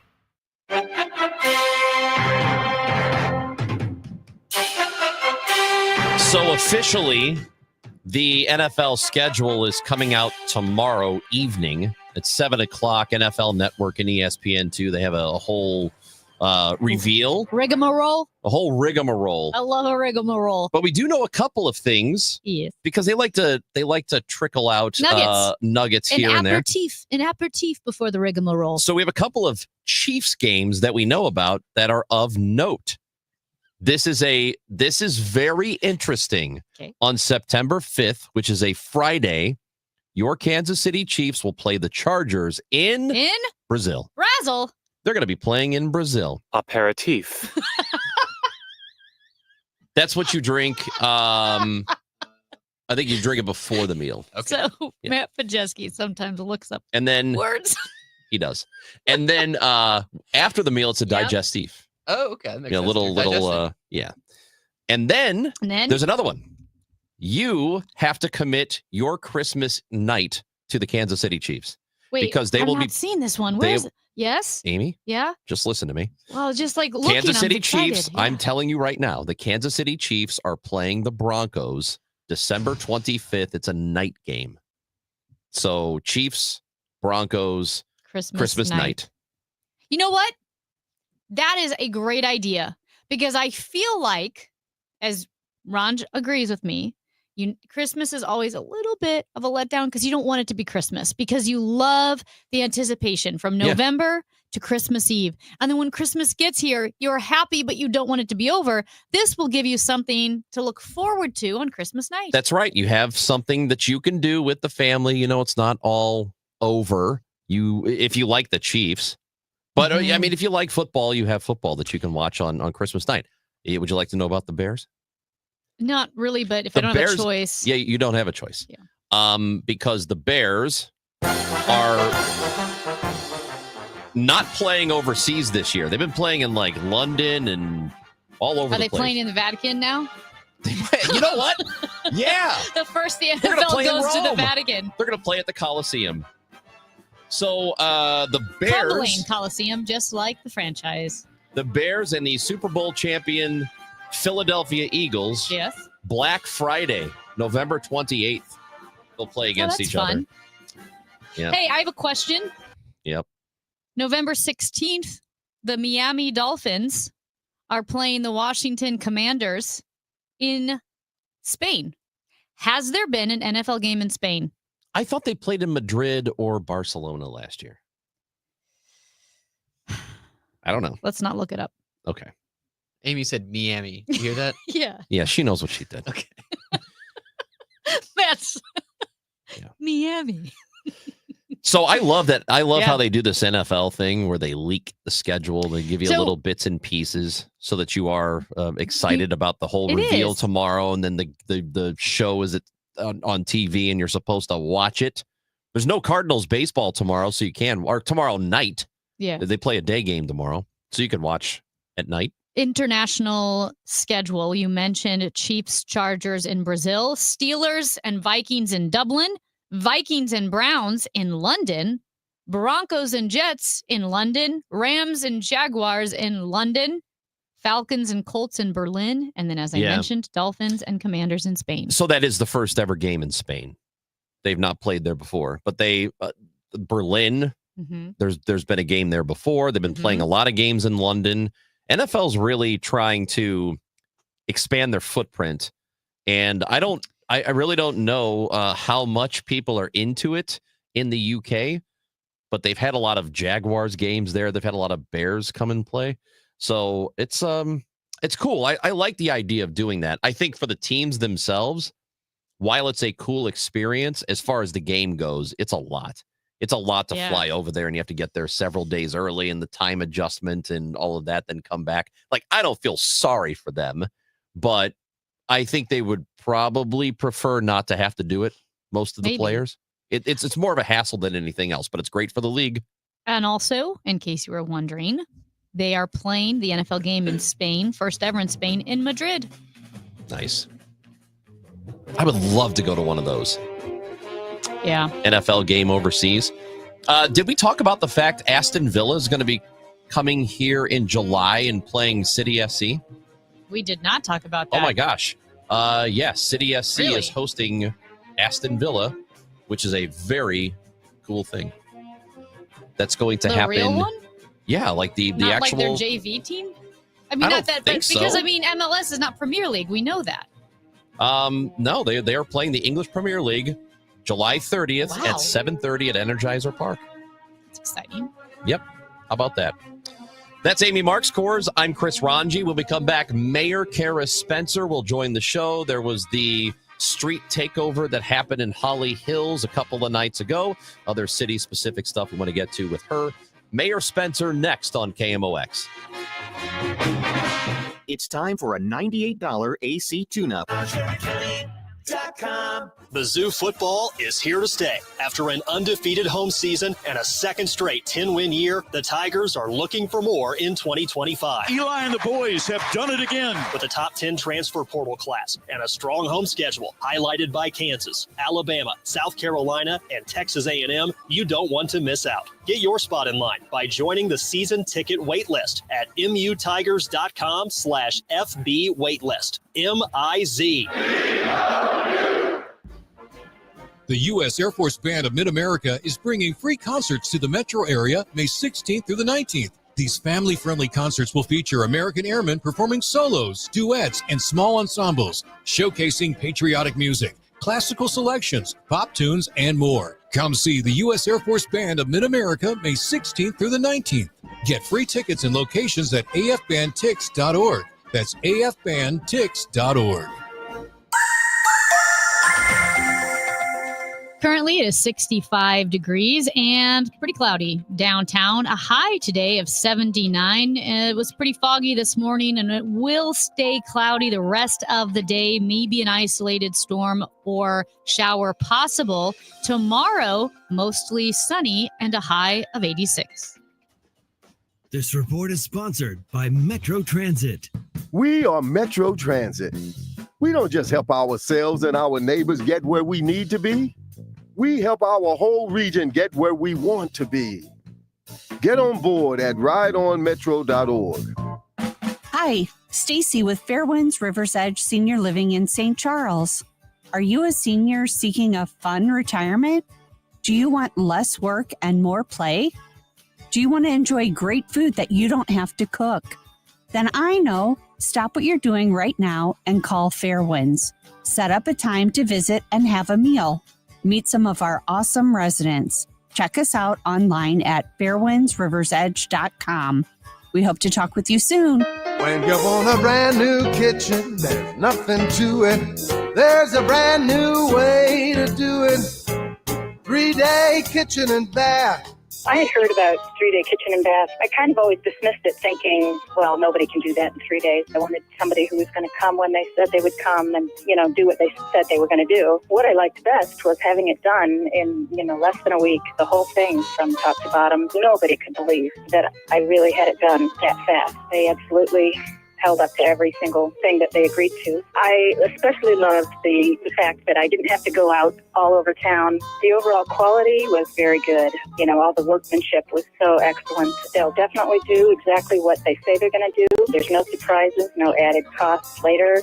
They stay until everything's exactly the way you want it, and you're done. Thanks, Lori. Check us out online at 3daykitchen.com. At 3-day kitchen and bath.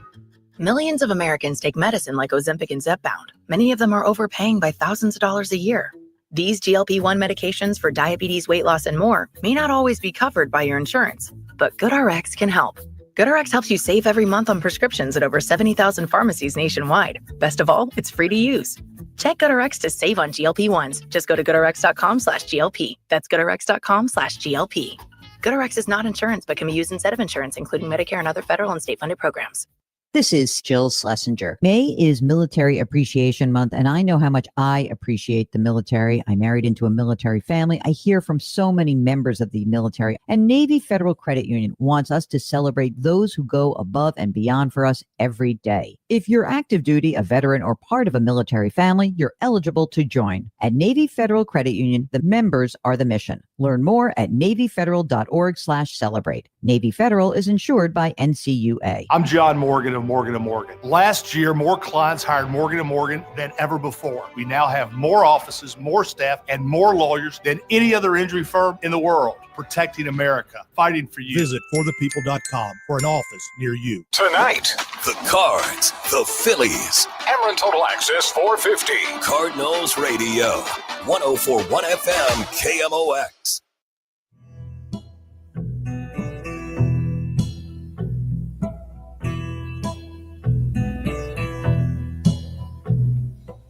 Chris Ranji, Amy Mark scores with you, and joining us now is the mayor of the city of St. Louis, Mayor Kara Spencer. Thank you so much for joining us this morning. Of course. Good morning, and thanks for having me. Well, let's start with what people are talking about, and this is the reckless drivers who took over the streets in South St. Louis and the Holly Hills neighborhood. About 100 cars doing burnouts and donuts and just reckless driving. What do you know about this incident and how it happened and the response to it? Oh my gosh, it was horrific. I saw it almost in real time. Representative Steve Butt sent me a video the night it happened, just absolute mayhem down there, people driving like complete maniacs. And, I was grateful for so many residents getting involved, taking videos, calling 911, calling the police, making sure that our emergency responders knew about it. It's my understanding that unfortunately there was a diversion for a high priority call regarding including our firefighters. And so the response was slower than residents want and deserve. And but I'm grateful that that they did take action as soon as the manpower allowed, spiking, I think 50 vehicles, just a ton of vehicles around town following this active crime scene, frankly, and making sure that some of those vehicles were disabled and addressing the issue as best as the manpower that night could allow.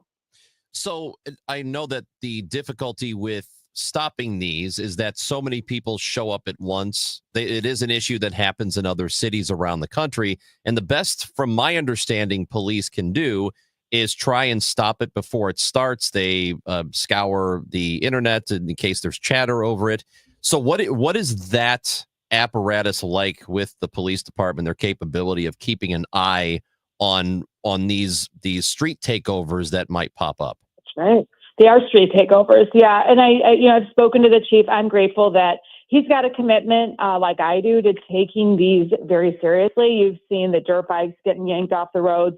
These are some actions in the right direction. Last year, I introduced a bill that authorizes our police department to impound the vehicles of those involved in what you just described as a street takeover. This is an exceptionally egregious type and dangerous type of driving that essentially takes over a street. It is wildly dangerous, and it's terrifying to witness, as you saw maybe in some of those videos, neighbors just truly horrified and scared because it's extremely dangerous behavior.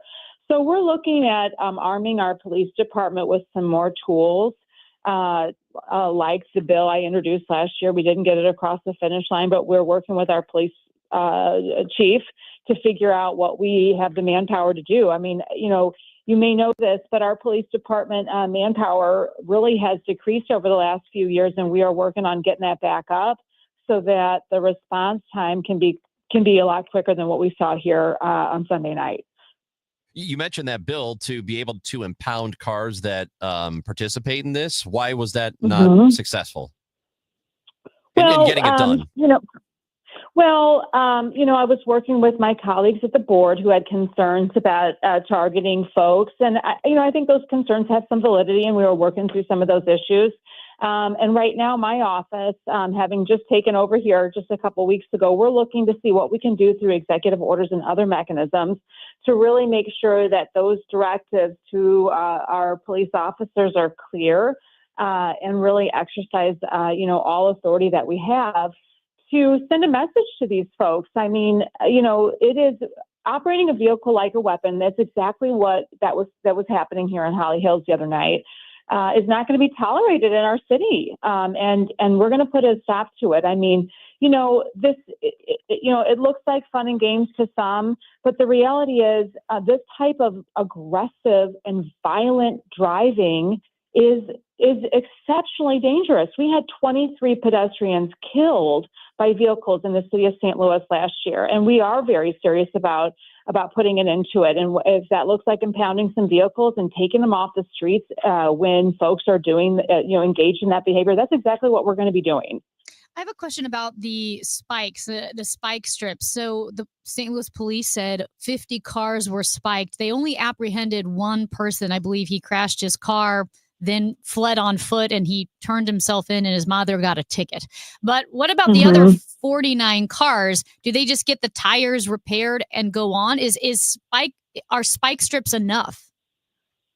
Well, the spike strips did disable those vehicles, that I'm grateful for. And I think, just the cost associated with that hopefully will serve as a deterrent. But I think, in talking to the police department, investigations are ongoing. They are communicating with tire repair shops across the city to make sure that we're coordinating with those, and hopefully more arrests are forthcoming. A lot of these vehicles were abandoned across the city. I know of a couple of them down on Broadway that were left there, completely disabled from the spike strips. And we're hoping that those types of actions, it's expensive to get those types of repairs done to your vehicle.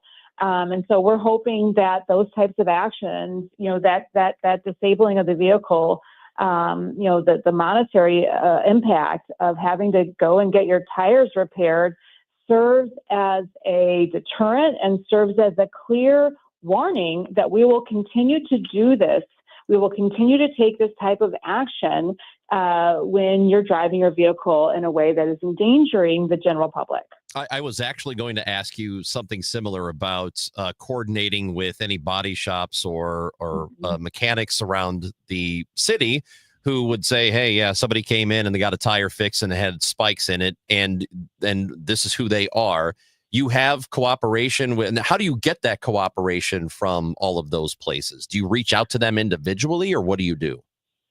It's my understanding that Chief Tracy has begun that legwork to communicate with some of those body shops around town. How they're doing that, I couldn't speak to specifically, but I do know that that's part of their continuing investigation to make sure that no stone, so to speak, is unturned, that we're continuing to try to make additional arrests. Because, this was one scary night, but these folks have been involved in activity like this throughout our city on a fairly regular basis, and we're getting serious about it. I'm grateful for that. But the reality is this was one large event, but we have seen many of these over the last couple of years, and so taking serious action on this one night is hopefully going to change the trajectory of this type of violent driving in the future.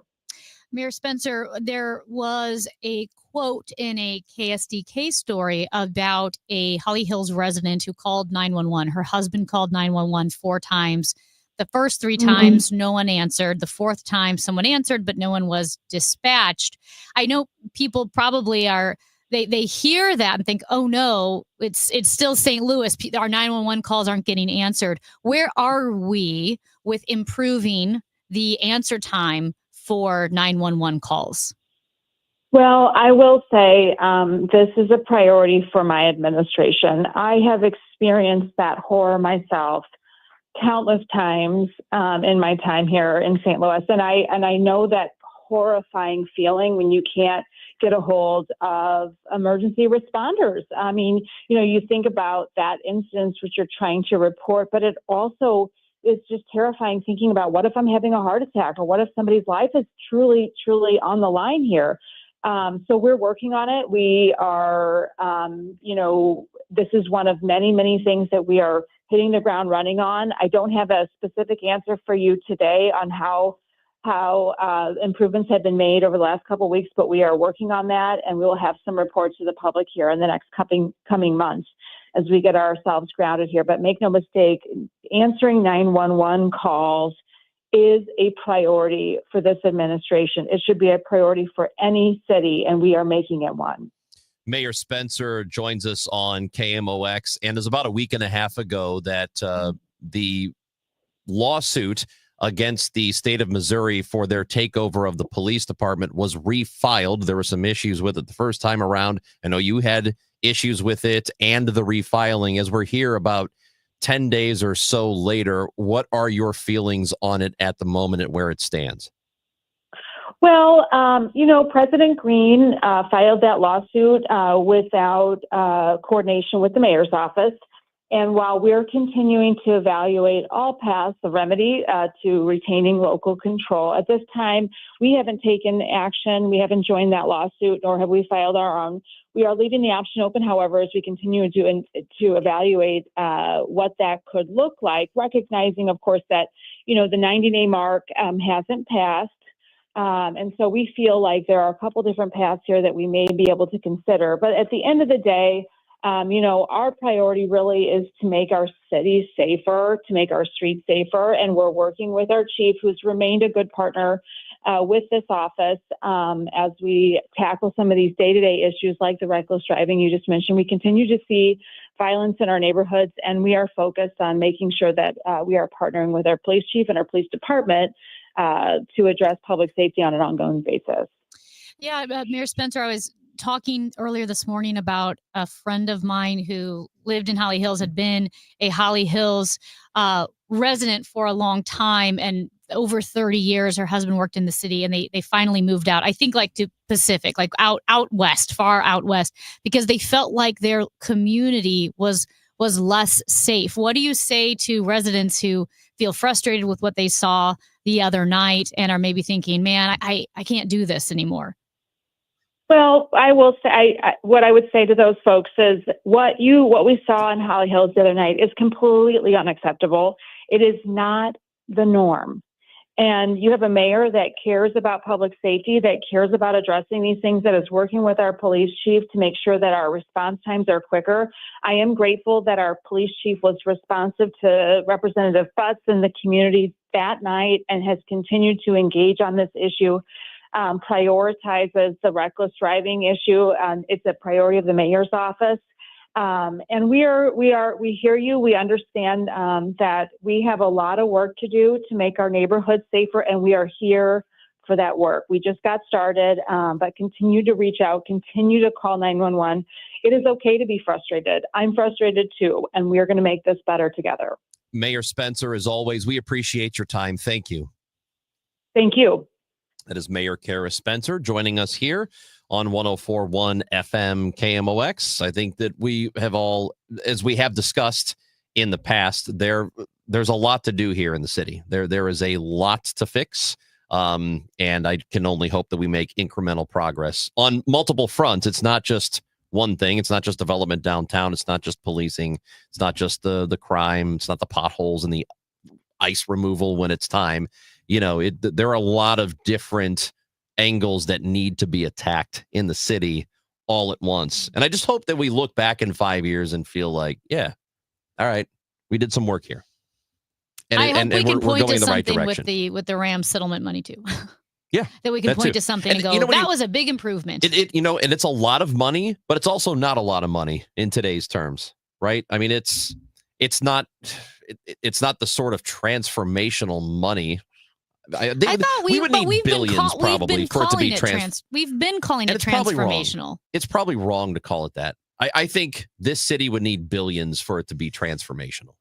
Like a couple hundred million. A couple $100 million, it doesn't do what it used to. Well, let me ask you this then. You think we're billions of dollars away from making improvements that you would call transformational? I certainly hope not. Oh, yeah. Well, I think when it comes to safety, when it comes to investment, the thing is, the transformative part is not solely on the dollar amount of the Rams money. It's what do you do with it that then generates further growth, further investment in the city. It's the seed. A seed can be transformational. Right. I guess it can, but that's going to take years to even know. But I'm saying to truly transform the city, we need a lot more investment than that. And we need it all over. North side, downtown, south side. I'm just afraid if we don't call it transformational, if we don't put the onus on it, then it lets an insignificant change be, well, it wasn't enough money anyway? What did we expect? I don't want to, that's not my standard. I don't want it for that this. either. But again, we have to be realistic about what it is too. Amy Marks Kors, Chris Ranji. We will be talking to Will Leach at 11 o'clock. We're going to talk to him about the Cardinals and more as they have won 9 straight games. It's Chris and Amy on KMOX. Hey guys, it's Dave for Universal Windows Direct, and May is officially the kickoff to home improvement season. Right now, during their home improvement season sale, you'll get an incredible 50% off your windows. Yes, half off. It gets better though. No interest and no payments for 12 months. That's a whole year to enjoy your new windows before you pay a single cent. Plus, you'll receive a free entry door with your window purchase. Call 314-334-2522 or visit universalwindowsdirect.com to schedule your free in-home estimate today. Like me, you'll be saying, I love my window. Hey guys, Kevin Wheeler for Supplement Superstores. And look, I've been a customer of theirs since 2013, and there's a reason for that. Supplement Superstores is the best. They are always on the cutting edge of science, so when they find better products, that's what they work with. And they also have the best people. All of the employees at Supplement Superstores are certified sports nutrition specialists and personal trainers. So they'll work with you to build a simple eating plan and workout routine that fit your goals. And by the way, they do that for free. So to find your Supplement Superstores location and get started down your path to success, go to supplementsuperstores.com. Hi, Mia here at the winnings desk of the Missouri Lottery. So I wanted to write a thank you note for every dollar Missouri Lottery players have given to Missouri and education, but that would be 8.4 billion notes. So to save a little time and a whole lot of paper, here's just one. Dear every single lottery player in Missouri, thank you for helping us give $8.4 billion to Missouri and education. Sorry, my trumpet's in the shop. The Missouri Lottery. Winners welcome and play responsibly. Is thinning hair or receding hairline making you self-conscious? Stop feeling embarrassed about thinning hair and start looking and feeling your best with Hair Grow by New Nordic. Available online at Amazon, Walmart.com, and NewNordicUSA.com, or in stores at your local CVS. Life insurance. Why are you putting it off? Can't afford it? Too much hassle? Think you don't need it? There's lots of excuses for putting off life insurance. But if you weren't there, who would pay the mortgage and other bills? With Ethos, you could be covered in 10 minutes and boom, family protected. Ethos, fast and easy online term life insurance. Up to $2 million in coverage with no medical exam. Some policies as low as $1 a day. Answer a few health questions and get your free quote at ethos.com/radio. That's ethos.com/radio. Seems everything costs more these days. Gas, groceries, and when's the last time you checked your wireless bill? When it comes to Big Wireless, if you're staying, you may be overpaying. Switch to Consumer Cellular to get the same fast nationwide coverage without the big wireless bill. Plans start at just $20 a month, and now for a limited time, new customers can get their second month free. Call 1-888-FREEDOM, visit a store near you, or consumercellular.com and start saving today. Plans include $5 credit for auto pay and e-billing. Taxes, fees, and other third-party charges will apply. See website for additional details. Farming's hard. To feed the world, farmers have to work the land, brave the elements, and fight the battle against weeds. Weeds reduce crop yields, so prices go up and everybody gets less to eat. But 50 years ago, farmers got a new tool to fight weeds, glyphosate. It kills weeds while protecting the harvest. Time and again, it has been approved by the EPA and by leading regulatory bodies around the world. It helps enable practices that reduce erosion and keep soil healthy, which is good for the earth. Farming's hard, but it's a little easier with glyphosate. Learn more at go.bayer.com/glyphosate. Paid for by Bayer. Spring into a new home with amazing savings at TR Hughes. Hi, I'm Jason Hughes with TR Hughes Homes, and we are currently offering half off up to $40,000 in options and up to $5,000 in closing costs on brand new to-be-built homes at select TR Hughes communities. That's right, half up to $40,000 in options and up to $5,000 in closing costs. Visit trhughes.com for details. The choice of a home builder is an important decision and should not be based solely on advertising. However, you really should visit trhughes.com. The Chris and Amy Show on 104.1 FM KMOX and the free Odyssey app. All right, the $400 million jetliner that Qatar wants to totally no strings attached, just out of the kindness of their own hearts, give to the president of the United States. See, I think that's really nice of them. You do? Yeah. You know what? Just because you harbor some terrorists, just because you give a couple $1 billion to Hamas, a terrorist organization, and spend $6 billion promoting terrorist propaganda on United States campuses, it doesn't mean you're a bad person. Maybe you just want to give the president of the United States a plane. Maybe you're just bad at investments. So maybe you are. Maybe you should, steer away from the terrorism. You know, Qatar likes that a little too much. But there was a video of President Trump a few years ago, talking about the country of Qatar. Unfortunately, has historically been a funder of terrorism at a very high level. And in the wake of that conference, nations came together and spoke to me about confronting Qatar over its behavior. So we had a decision to make. Do we take the easy road or do we finally take a hard but necessary action? We have to stop the funding of terrorism. I decided, along with Secretary of State Rex Tillerson, our great generals and military people, the time had come to call on Qatar to end its funding. They have to end that funding and its extremist ideology in terms of funding. So that was Donald Trump on the country of Qatar. Why was he speaking so fast? Was that video sped up? No, he never talks that fast. Well, it was his first term. He's slowed down. Yeah, that was maybe his that's first term. So Okay. we're looking, at 8 years ago, 7, Okay. 8 years ago. So yes, this whole idea, first of all, the emoluments clause. If Qatar wanted to give him a much smaller gift, maybe a sweater that said, hey, thanks for coming here, I think he couldn't take it. We'd all be like, the emoluments clause, you can't take it. Yeah, there was the whole thing about you can't even accept a pen as a gift. Yes. But because it's such a big plane, thinking, well, this is too big. He said only a stupid person would turn it down. Well, also, now. Typically, yes. Yes, if somebody offered me a plane, I'd say, yeah, cool. What if but I'm Osama not the bin president. Laden offered you something? You'd probably have to say no. I mean, he's dead, but while he were alive. No. Okay, no, at any rate, yes, accepting this plane is, I don't even know how it would be constitutional. Like I said, if it was a sweater with the emoluments clause, I don't know how it would be constitutional. He said he wants to use it for Air Force One, just for him, and then afterwards donate it to the presidential library Right. and use it after that. Which means he would use it. He says he wouldn't, but yes, he would use it. He would use it. And also, you would have to strip that plane down to the nuts and bolts. It would look like an IKEA project in order to make sure that it's secure for the president of the United States, especially when you're taking it from one of the largest state sponsors of terrorism. Yeah, I understand, and he's put some blame on Boeing for taking too long to build the new Air Force One. I think they're building 2 of them, aren't they? Yeah. And I get it. Maybe they are taking longer than they should. I would guess they're trying to get it right this time because they've had quite a few issues over the last several years. And that's a problem. I get it. It's a problem that they don't have the plane yet. But in the meantime, isn't it good enough to just use the one they have been using? Seems to work fine. I would rather the president fly on Southwest than accept a $400 million 747 from Qatar. Southwest don't have the flares, though. He could be an A group, like A1 through 14. It doesn't have the evasive ability, That's what you think.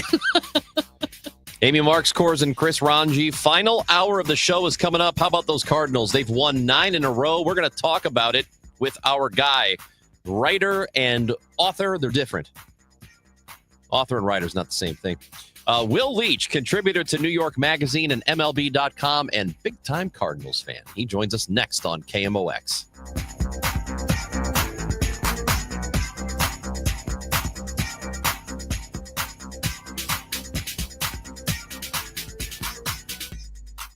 Your biggest choice in home restoration is, who do you trust with your home, your most valued asset?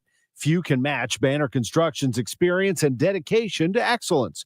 Banner is an elite preferred James Hardie contractor and Pella window specialist.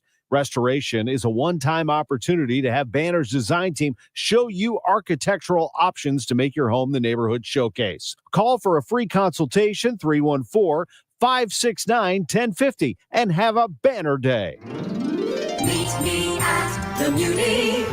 The Beauty in Forest Park. For the best selection and prices, become a Beauty subscriber. You can see all 7 Broadway hits for as low as $126. Great seats are going fast. You pick your night, your price range, and your seat. Single performance tickets, those are on sale May 19th. Single tickets start at just $21. Buy now, muni.org. Call 314-361-1900 or visit the box office in Forest Park. Hey, it's Matt Pauley telling you about i3 Broadband. It might be time for you to go ahead and switch out your internet. It was amazing when the Pauley household brought in i3 Broadband. The speeds are so much faster. We're saving a few dollars. The service is fantastic. I never have to worry, a storm is coming in. I wonder if my internet's going to go out. They've got local service centers in St. Charles County and the Metro East. It is St. Louis people who are working for i3 Broadband. See if they're available in your neighborhood. Check them out, i3broadband.com. Your garage door is the largest piece of moving equipment in your home. When it needs help, call the experts at Overhead Door Company of St. Louis. Their certified technicians repair all brands of doors and openers, and you can even schedule evening and weekend service. Just call 314-781-5200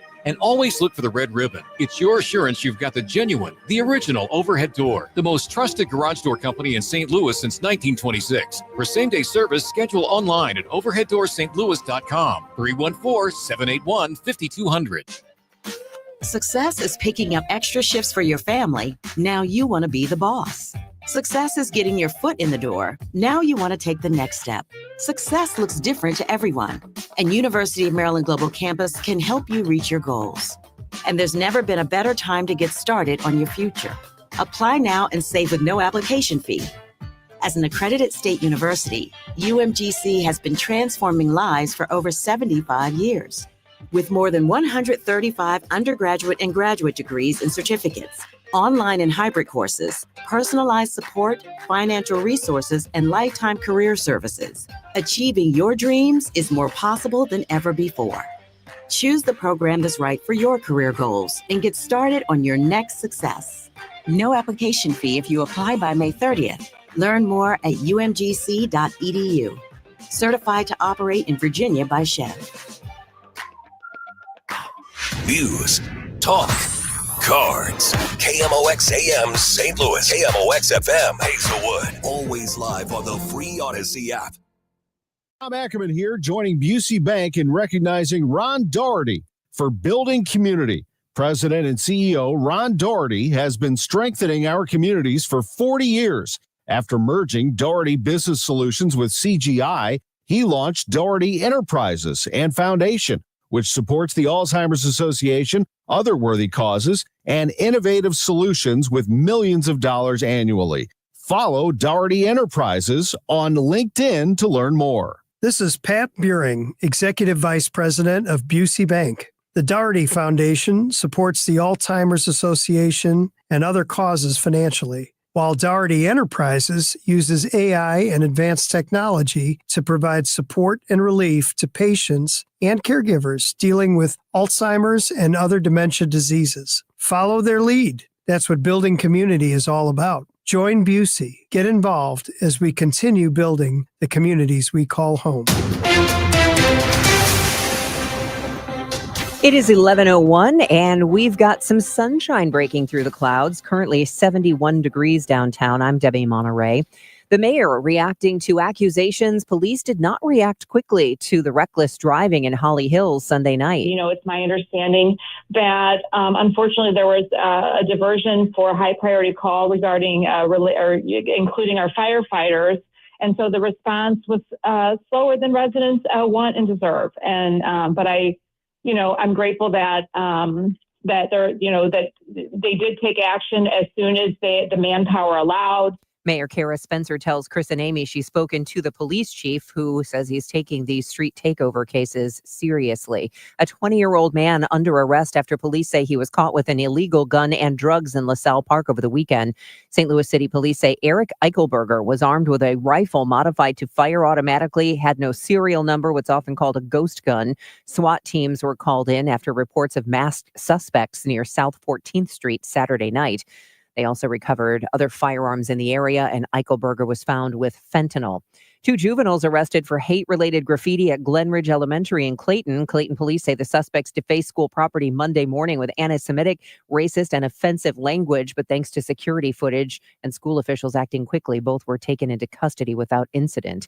A group of white South Africans are now in the U.S. after being granted expedited refugee status by the Trump administration, which is accusing South Africa's black majority government of violence and discrimination against Afrikaners, the white minority that once ruled South Africa during apartheid. The administration is going to be facing criticism from start to finish on this because these were white faces inside the airport hangar as so many people from other countries unsuccessfully seek that same treatment.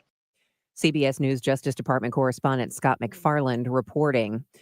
St. Charles County voters overwhelmingly approved a marijuana tax on dispensaries, but an appellate court ruled counties can't stack that tax on top of city or municipal taxes.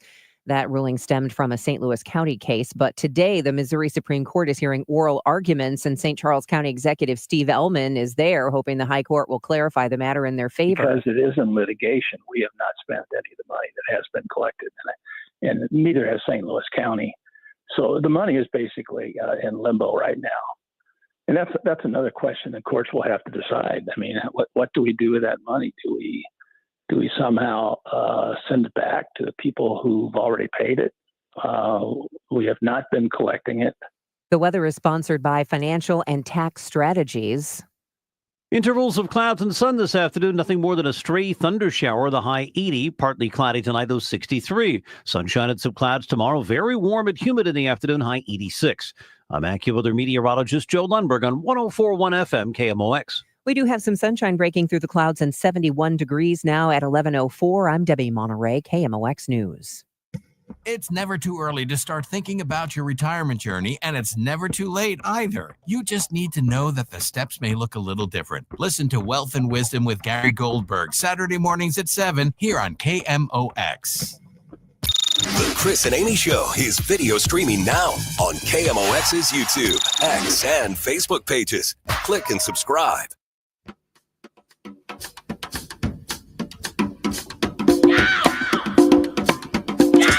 It is the Chris and Amy Show on 104.1 FM KMOX. Amy Marks, Course Chris Ranji. We go to the guest line today, and we bring in contributor to New York Magazine and MLB.com, an author who's got an upcoming book, Lloyd McNeil's Last Ride.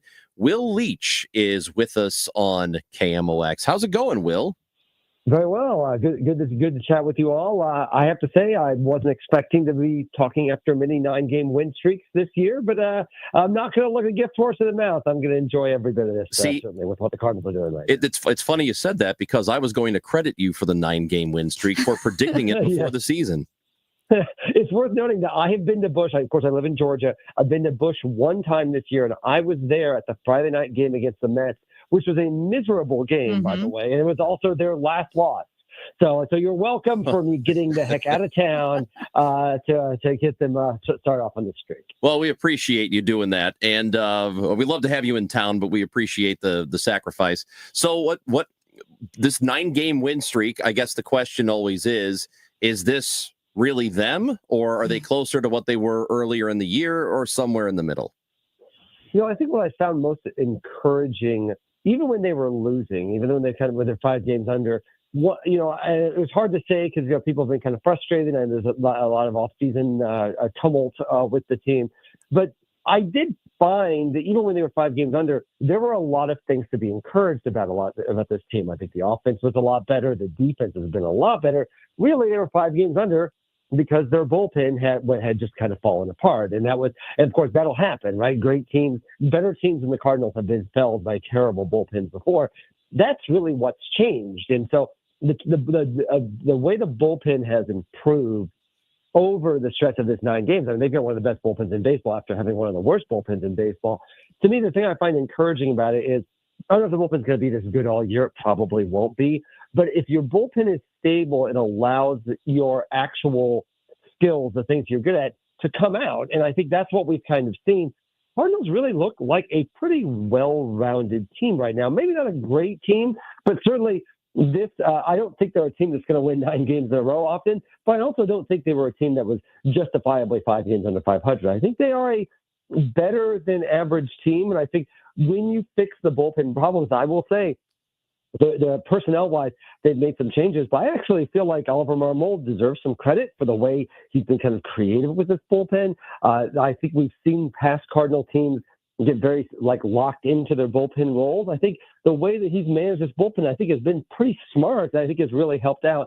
That's what I kind of like about this. I don't know. Again, maybe this is the first of many 9-game win streaks this year. That seems unlikely, but certainly the reason this is happening is they fixed the largest problem, at least temporarily, and it's allowed the things that this team is actually good at and was good at before this winning streak to actually come out. We were talking about the disparate impact of a winning streak in the different leagues. With the Blues went on their 12-game winning streak, which had a bigger impact in their place in the standings than it would in baseball, where you have so many more games. But so much of baseball is mental. So taking that into play, do you think a long winning streak like this does maybe heal some of the issues that a struggling team is dealing with mentally?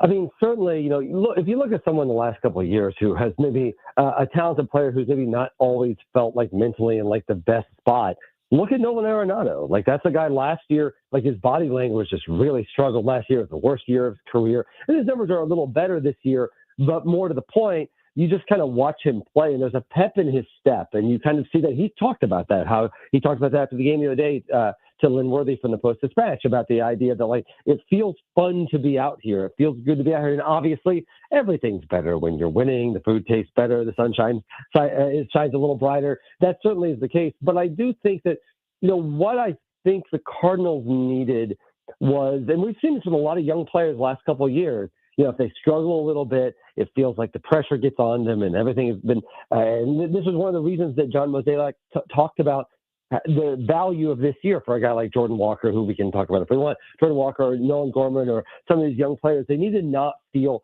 like they're going to get yanked the minute they kind of have the first slump. And that when you're a Cardinal, you're expected to win all the time. You're expected to win a championship every single year. That can be very difficult for young players. I think that's actually helped a lot to have a lot of rope for these guys, to give them the opportunity to kind of figure it out a little bit. And I think allows the kind of natural enthusiasm of youth, which the Cardinals have. To me, I mean, Victor Scott II is one of the best stories in baseball, right? Now, never minding just with the Cardinals, what he's doing. I've heard for years and years and years of Cardinal fans telling me, man, I really wish it were the 80s again. I used to love the way those teams played. I wish they played like that. Hey, check it out. That's exactly what you have in a guy like Victor Scott or Lars Newbar. Like, these are the guys that you've been waiting for. And so for me, the natural enthusiasm, you can see it on the field. You can see who in the world would not get more excited from a guy scoring from first on a single? Like, that's what baseball is in like its purest sense. And so I think you can see that. Again, I don't know if this win streak, sadly, will eventually end. Probably, yeah. I think it probably will. But certainly, the Cardinals are back in the game now. Like, listen, they're only one game out of first place, so one game out of the wild card. Whether this is a playoff team or not, what I think people really just needed to see, not just fans, but I think players, was a little proof of concept. The idea of the things that is there a plan? This team has an identity right now, and it feels like it hasn't the last couple of years. And so I think that's what's encouraging. I think we'll sustain the team for a while into the summer, which may be the best we could have hoped for in the first place. Will Leach, author and Cardinals fan, is with us here on KMOX. And you mentioned Jordan Walker, and they did give him, they've been using the word runway all season long. And the idea that, hey, you go out there and play, you don't have to worry about getting sent down. But at some point, does there have to be a decision made if it doesn't start to dramatically improve for him? Or do you feel like you're seeing enough from him that he can and should stay right where he is? I talked about this with, of course, your colleague Bernie Nicholas on the Seeing Red podcast that we do every Monday. And he brought up a really good point, which is, on one hand, the nice thing about the offense playing the way that it is right now is Walker can still be given a little bit more rope in that, because the offense, like if the offense was really struggling the way we've seen, the way it did last year, for example, Walker's troubles would be really just killing you in a lot of ways. But a lot of guys are picking up the slack right now. That allows Walker to listen. Some of his at bats are very difficult to watch right now. He's very kind of in between. He's missing very hittable pitches because he's kind of like locked in his head. that on one hand is worrisome. On the other hand, he's not taking terrible at-bats. He's still working counts. You can see that he's got a plan up there. He's just kind of in between. I know it's frustrating for a young player. The physical talent's still there, and more to the point, when the offense is doing well like this, listen, Jordan Walker may have won that game for them last night with that play that he made in the ninth inning. And it's funny to think how much we were fretting Jordan Walker playing right field. Is he ever going to figure it out? He has not only figured it out, there's an argument to keeping him in right field defensively, regardless of what he does with a bat right now, as well as he's playing out there. The old Yadier, that was what Tony La Russa always said about Yadier Molina in his early part of his career. He said he's so good on defense, we don't care what he does with the bat. And you know what happened? Eventually, Yadi got good with the bat because he got the regular reps and he got that spot out there. I think Walker's defense right now is good. It's so good. And that's what the Cardinals are. The Cardinals are winning with defense right now. They're winning pretty much across the board with outfield defense and infield defense. And Walker is actually an increasingly big part of that. Again, that was a fantastic play that he made last year. A year ago, he would have collided with Victor Scott. He collided with Dylan Carlson. Like we saw that happen in the past. That was an absolutely fantastic play. And I think he's had so much value out there defensively.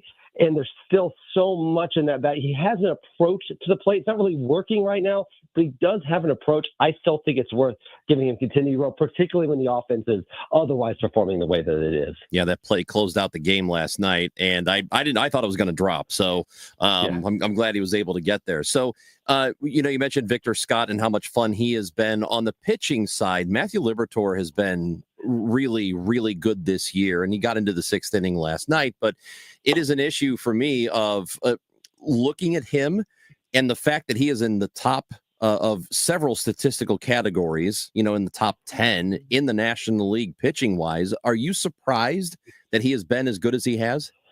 I mean, listen, I was surprised he was in the rotation, at the beginning of the year. Let's not forget that was one of the last decisions that the front office made in spring training was that Victor Scott and Victor Scott was going to be a starting center fielder and Matthew Liberatore was going to be in the rotation. Both of those decisions were considered surprising at the time, not so much not because they had not earned it, but they're just not usually the type of decisions the Cardinals front office has made in the past. Usually they will do the path of least resistance and let the veterans have those spots. And I think it speaks well, obviously speaks well to the players, but I think it also speaks well to the front office that they made that decision. Imagine what this team would look like right now if what we expected would happen, where Victor Scott was in the minor leagues and Matthew Liberatore was in Memphis as well to start the season. I think that them kind of having faith in what those guys did in the spring, the changes that they made, and both those players have talked about how their approaches coming in were so much different than they've been in the past. And I think you've seen the results of that.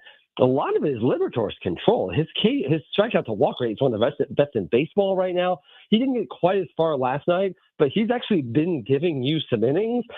He certainly got it to the guys that took you home last night. So Liberatore is Liberatore is the guy. It's not so shocking, right? We've seen Liberatore have moments. It's been a little frustrating waiting for him, but that's also kind of the nature of the times. He's not that old. We're about time, Liberatore. I mean, he's 24. I mean, give him a break.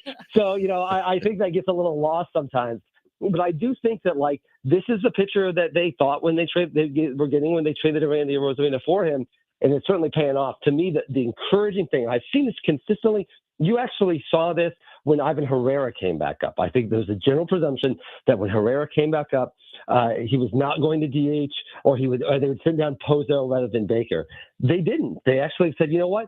They made the decision that seemed unlike the general Cardinal character, but was probably the correct one.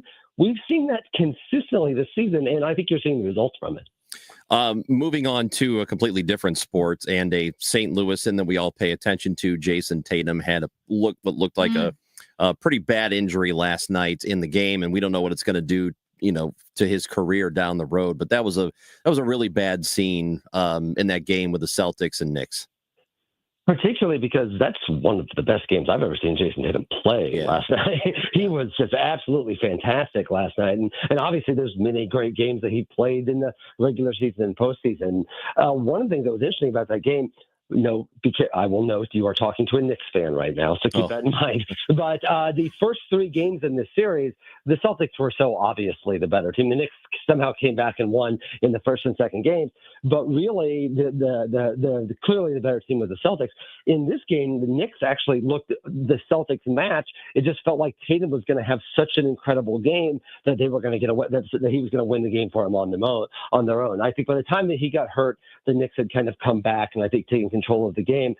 But I think it speaks to just like Tatum is a player that I would argue nationally in the NBA scene is still not quite appreciated for being he's never won an MVP. He didn't start on the Olympic team, but he is a transcendent superstar. And I think this was kind of the playoffs where he was starting to really show that, like, yes, I'm a part of a really, really good team, a team that's defending champ, but I am that inner tier superstar. I don't know how you could watch that game last night and not feel that way. He was an incredible player last night.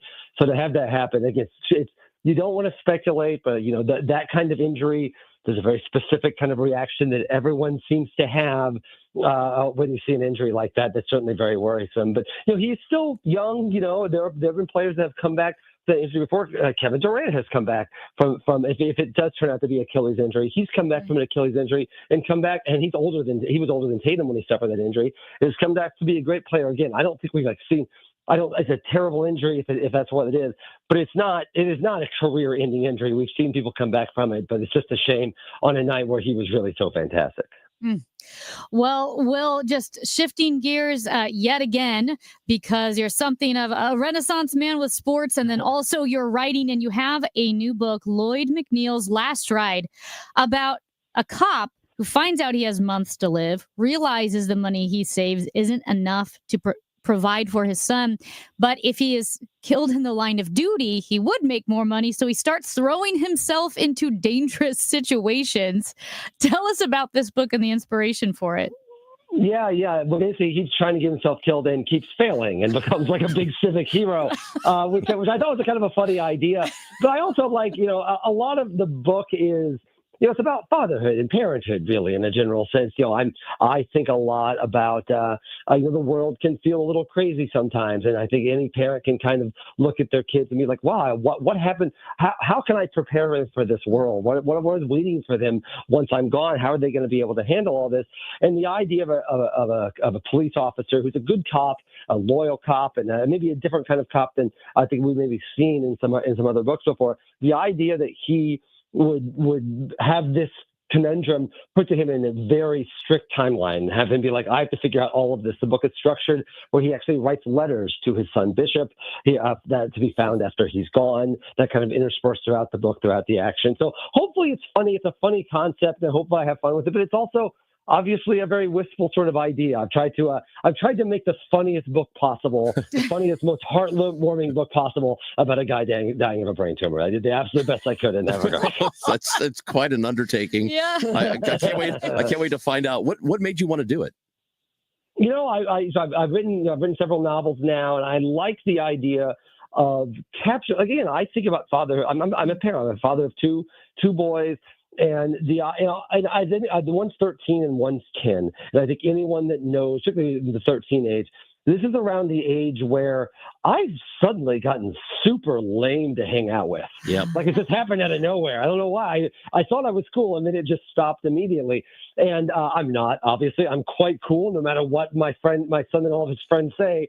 But more to the point, it's a time where I think parents start to like, oh my gosh, my kid is going to be like, I've been raising this child since they were in diapers, and now they're going to be gone soon. They're fading away. How much influence can I have over them a little bit? What kind of lessons are there left to give to them that they'll even listen to me for? And so I thought this would be a really good kind of idea and a kind of concept to kind of capture that while still hopefully making it funny and kind of wistful as well. Well, we are looking forward to reading it. It does come out May 20th. It goes on sale May 20th. It is called Lloyd McNeil's Last Ride. The author is Will Leitch, who is a wonderful guest. We love having him on. We love talking Cardinals baseball with you. Will, thank you so much for joining us, and good luck with this book. Of course. Thank you very much. And that is Will Leitch joining us on the show, and we want to send it to the newsroom and Michael Calhoun for some breaking news. Yeah, this is just in to the KMOX newsroom. Governor Mike Kehoe is announcing the passing of former U.S. Senator and Missouri Governor Kit Bond. He died at the age of 86 today in St. Louis. Governor Kehoe says he was a skilled statesman, public servant, and a man who truly loved Missouri. He says he is blessed to have known Kit and honored to call him a friend and mentor. 40 years of public service. Former Missouri Governor and Senator Kit Bond has died at the age of 86. Thank you, Michael. Appreciate that. This is the Chris and Amy Show. You are listening to 104.1 FM KMOX.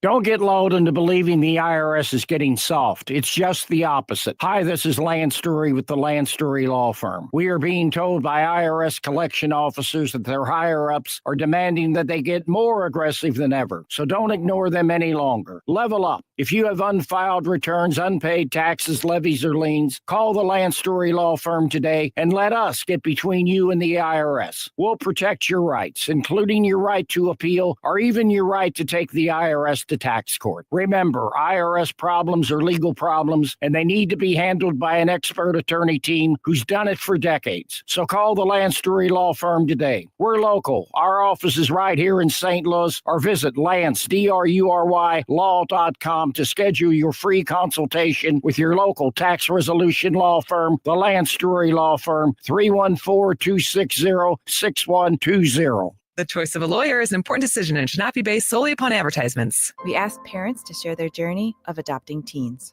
They changed who I am because I can't see life without them in it. Visit adoptuskids.org to learn more. Brought to you by Adopt US Kids, the U.S. Department of Health and Human Services, and the Ad Council. Feel like everything's clouded by doubt? Visit CaliforniaPsychics.com. Our psychics are available to talk 24/7, and we guarantee if it's not life-changing, it's free. Experience the joy of certainty. California Psychics. Here at the Almond Joy Factory, where tropical vibes abound, we use soft, fresh-tasting coconut. The crunchiest almonds and delicious chocolate candy. Ah, but do you know what our most important ingredient is? Sometimes you feel like a nut. Sometimes you don't.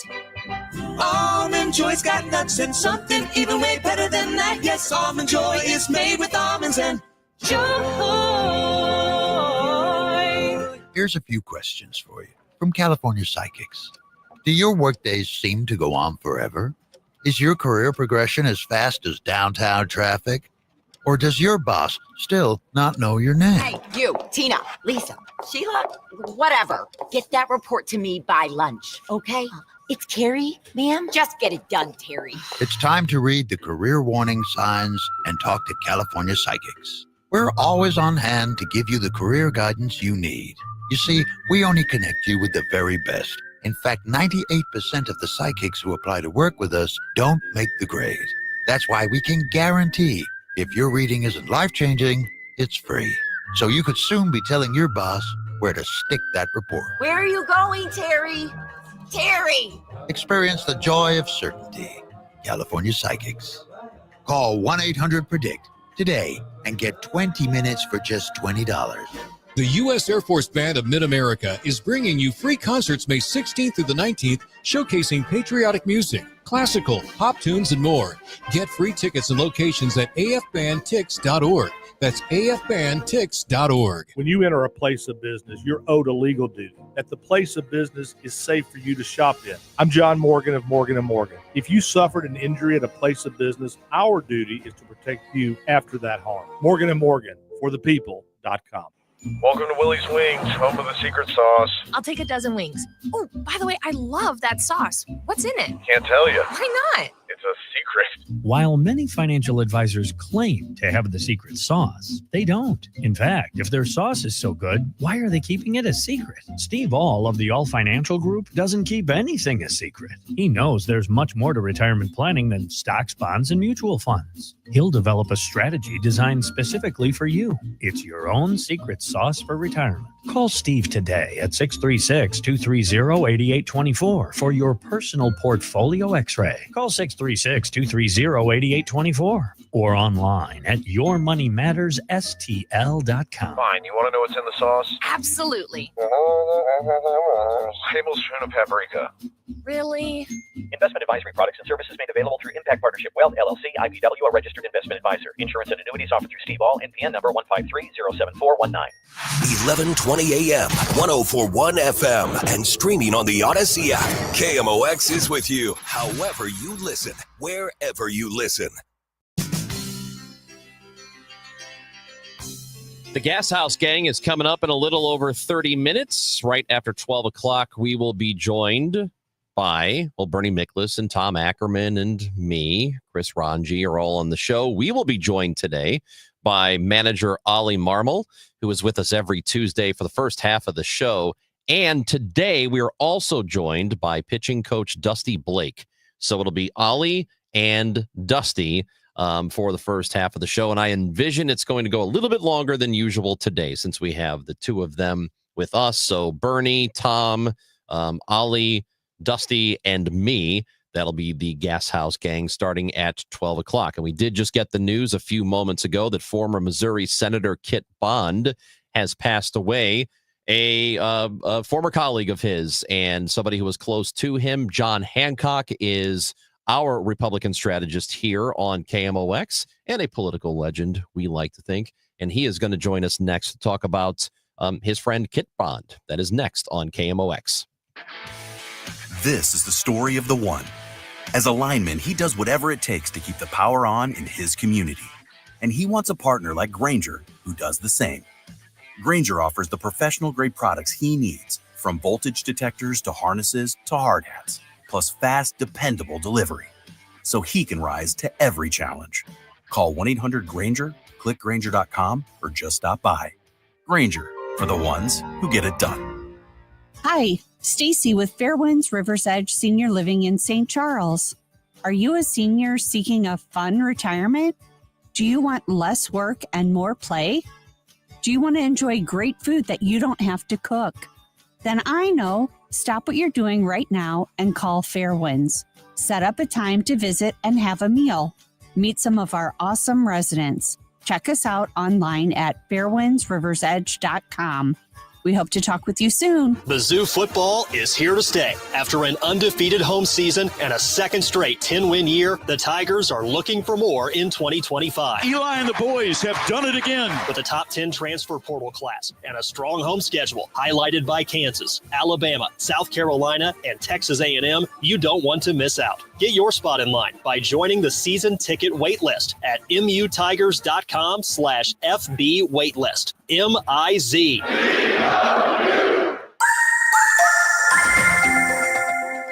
Currently, it is 69 degrees downtown at the Arch. The high today, 80 degrees, partly cloudy. The sun might peek through later in the day. Tomorrow, mostly sunny and a high of 86. Weather sponsored by the Penn Mutual Life Insurance Company, pennmutual.com/STL. Chances are you have a lot of people who depend on you, your family, maybe even employees. Life insurance from Penn Mutual can provide you peace of mind and protect the most important people in your life. Ask your independent advisor or go to pennmutual.com/STL. When you want a brand new kitchen, there's nothing to it. There's a brand new way to do it. 100% on time, 100% guaranteed, 100% wow. 3-Day Kitchen and Bath delivers all that, all in 3 days. Here's how it works. Create a kitchen idea, give them 3 days, and suddenly your kitchen becomes the centerpiece of your home. A place where everyone gathers no matter how much room you have in the house. Every project is 100% on time, 100% guaranteed, and 100% wow. Invest in your family and your home. Invest in a kitchen with 3-Day Kitchen and Bath. 3-Day Kitchen offers a 100% satisfaction guarantee and will complete the job to your liking, guaranteed. They're in and out of your home in 3 days or less with top quality products and a great crew. And they're finished on time with no delays. Get details now. Start at 3daykitchenandbath.com. That's the number 3, then daykitchen.com. 3-Day Kitchen and Bath. 3-Day Kitchen and Bath. Hey guys, Glover here with my friend Mark Cantor at Cantor Injury Law. So as you know, I'm a lawyer, so I take this very seriously. Mark is a great attorney. He has a great team. He is from St. Louis. He is local. Call 314-628-9999 or visit cantorinjurylaw.com. The choice of a lawyer is an important decision and should not be solely based on advertisements. Tonight, the Cards, the Phillies. Ameren Total Access 450. Cardinals Radio. 104.1 FM KMOX. Amy Marks Coors, Chris Ranji on 104.1 FM KMOX. And we learned about the passing of former U.S. Senator from the state of Missouri, Kit Bond, who passed away at the age of 86. We have learned this news within the last 10 minutes or so. He passed away here in St. Louis. And we go to the guest line this morning and we bring in our Republican strategist and host here on KMOX, John Hancock, is with us this morning. How you doing, John? Saddened by this news. Kit was a dear friend and a truly great guy. John, we over his 40-year career here in the state of Missouri, I imagine you guys worked together, ran into each other quite a bit. Would you want to just share some of your experience and relationship with Kit Bond?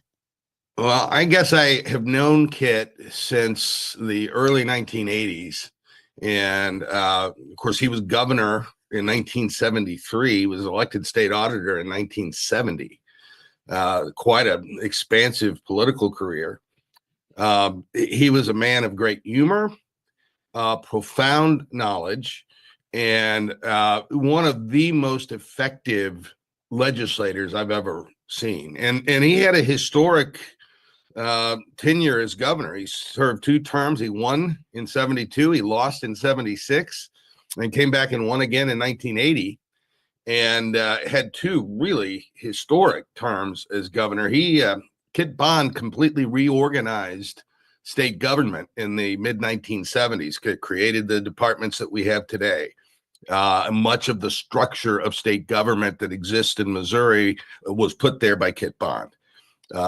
You look at Missouri became a net recipient state for federal highway dollars because of Kit Bond's leadership. He just accomplished so many things and had such a breadth of knowledge about not just politics or not just issues, but everything. He was a delightful guy. Nobody you'd rather have a conversation with than Kit Bond. You said he was an effective legislator, one of the most effective we've had in this state. What are some examples of that come to mind first? Well, the highway bill that he passed, I don't know, was it 2008 maybe? It was a landmark piece of legislation, and Congress had been unable to pass a highway bill for over a decade, and Kit got it done. He was very big on that. He was a huge proponent of a strong national defense and did a lot for Boeing when he was in McDonnell Douglas and Boeing when he was in the Senate. A lot of projects, F-15 sales all over the globe, and investing in the defense industry in the state. Largely, I think, helped bring down communism in the Soviet Union. Just a very, very important, pivotal figure, not just in Missouri history, but in American history. And it's interesting, thinking about our landscape now and what's been going on. And even this week, he was a big proponent of open trade with China. Oh, sure. Yeah. Yeah. Kit was a free trader, a classic conservative. Another accomplishment I neglected to mention is what the work he did in plant and life sciences in the centers. Mapping the genome was a big project that he got accomplished, and a lot of what's happening at the Plant and Life Science Center in St. Louis today can trace its roots directly back to Kit Bond as well. The Post-Dispatch obviously have their story chronicling his journey and mentions that he really came into politics when the GOP in Missouri was floundering a bit. Can you speak to how he revitalized the Republican Party in Missouri? So, Jack Danforth had gotten elected Attorney General, breaking a string of decades where Republicans were completely shut out. Kit Bond came along in 1970, and after losing a congressional run in 68, he ran for state auditor in 1970 and got elected. And from that moment and from that office, when he was state auditor, John Ashcroft worked in that office, and he then became the attorney general. Kit became the governor, and really that was the very foundation of Republicans beginning to grow. And it took another 2 decades plus for Republicans to ultimately take control of the state General Assembly, which they hadn't done in 50 years. And really from that time in 2001, it's been a Republican state, more or less. Yeah, and we're talking about this having used to have been a swing state. It just really isn't that any longer, and he had he had a lot to do with that, John. So for somebody like that legacy, you never really know how it's going to live on. You know what the landscape of politics is going to look like 10 years from now or 15 years from now in the state. Sure. But do you imagine that it'll still kind of be this way? Well, the Republican Party is fundamentally different today than it was when Kit Bond was serving. And I suspect that it's going to kind of remain the same kind of institution that it is now. It's very populist in nature. It's far more isolationist, far more protectionist than at any point during Kit Bond's service. And so, if the question is, will we ever see the likes of Kit Bond again? I certainly hope so, but it doesn't look particularly promising right now. John, was it? I saw this this statement when looking at his career about how he really transformed from a quote liberal whiz kid to a born again conservative. Do you know that about that transformation? What did he come from a Democratic background? Yeah, that predated my relationship with Kit. But Ray Hartman was his speechwriter. Really? First term as governor, and Kit was pro-choice on the issue of abortion. He was a strong supporter of President Ford against Ronald Reagan in 1976. A lot of people think that cost him the governorship re-election.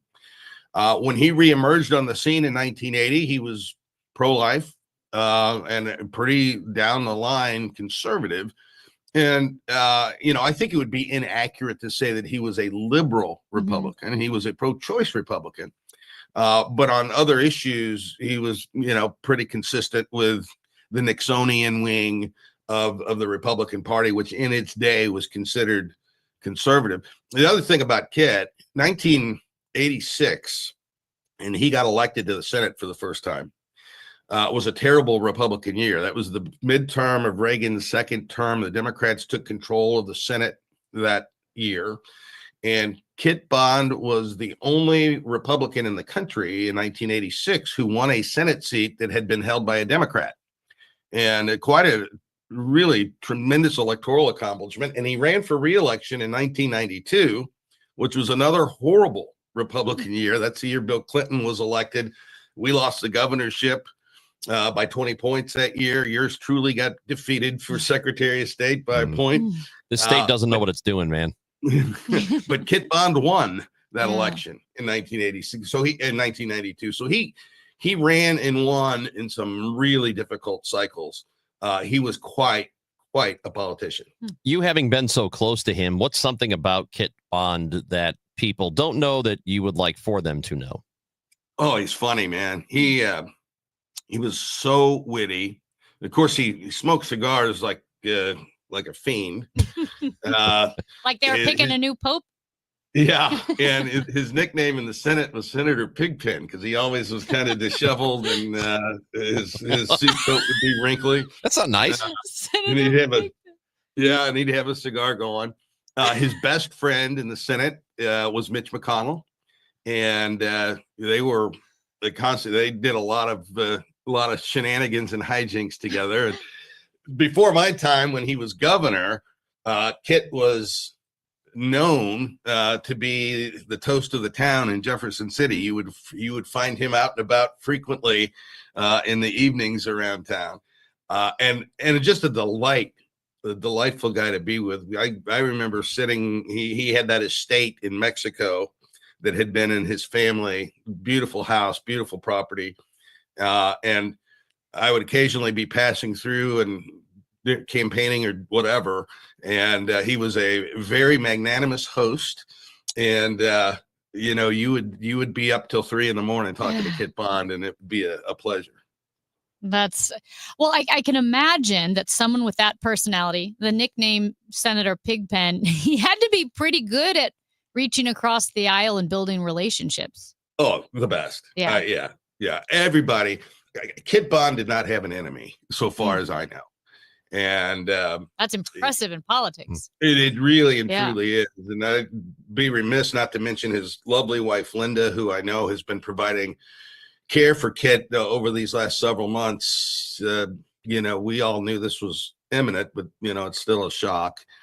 And Linda really, I think, added great quality and great years to Kit's life over the last couple of decades. Well, John Hancock, we are sorry about the loss of your friend, but we do appreciate you taking a few minutes to talk about him with us today. Thank you. My pleasure, guys. Take care.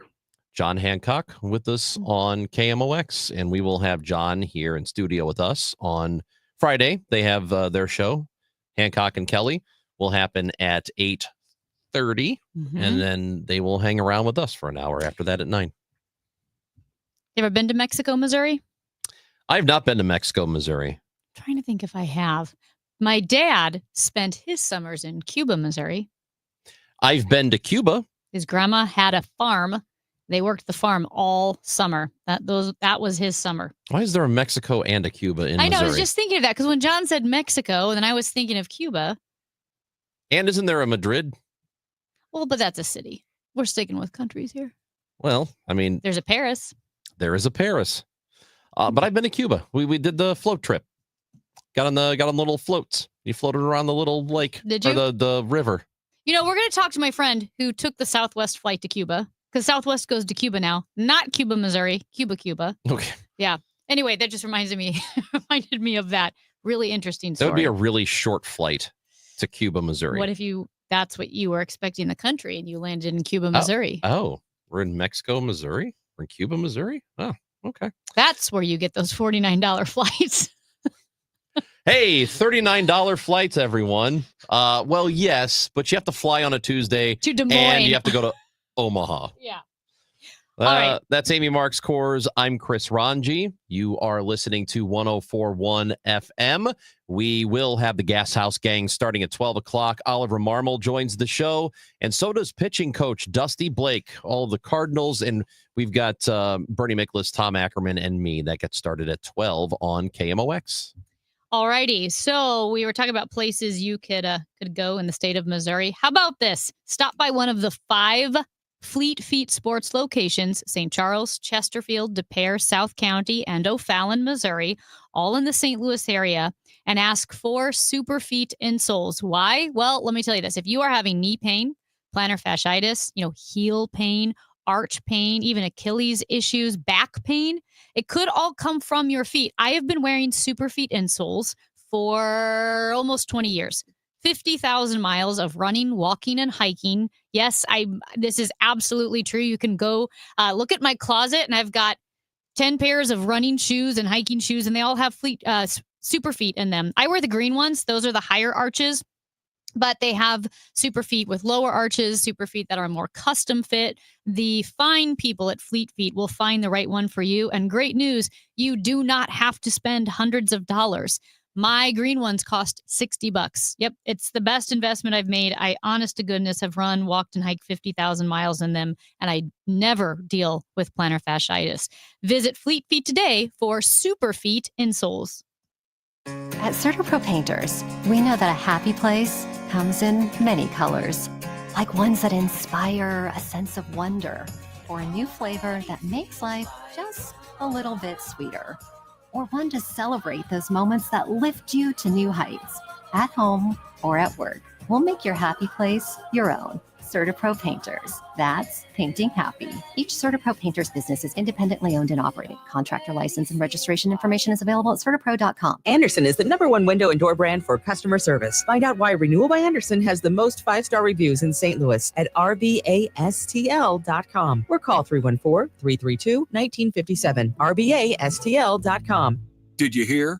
A recent stash of $10 gold Liberty coins from the 1800s has been found. These gorgeous gold coins are as bright and shiny as the day they were struck in the late 1800s, and less than 200 of these gold coins are available. Coin experts are calling this gold find an incredible opportunity. Call 1-800-969-0686 and you are guaranteed a $10 gold Liberty coin minted by the U.S. Mint in the 1800s. But with extremely limited availability, you must call now. These gold Liberty coins from the 1800s are still in uncirculated condition. That is history you can hold in your hand. To learn more, call 1-800-969-0686. Call now and you'll receive a free American Coin Collector's Bonus Package, a $40 value, free with every order. Call 1-800-969-0686 now to secure your $10 gold Liberty coins dated from the 1800s before they sell out. That's 1-800-969-0686. Don't get lulled into believing the IRS is getting soft. It's just the opposite. Hi, this is Lance Story with the Lance Story Law Firm. We are being told by IRS collection officers that their higher-ups are demanding that they get more aggressive than ever. So don't ignore them any longer. Level up. If you have unfiled returns, unpaid taxes, levies, or liens, call the Lance Story Law Firm today and let us get between you and the IRS. We'll protect your rights, including your right to appeal or even your right to take the IRS to tax court. Remember, IRS problems are legal problems and they need to be handled by an expert attorney team who's done it for decades. So call the Lance Story Law Firm today. We're local. Our office is right here in St. Louis, or visit Lance, DRURY, law.com to schedule your free consultation with your local tax resolution law firm, the Lance Story Law Firm, 314-260-6120.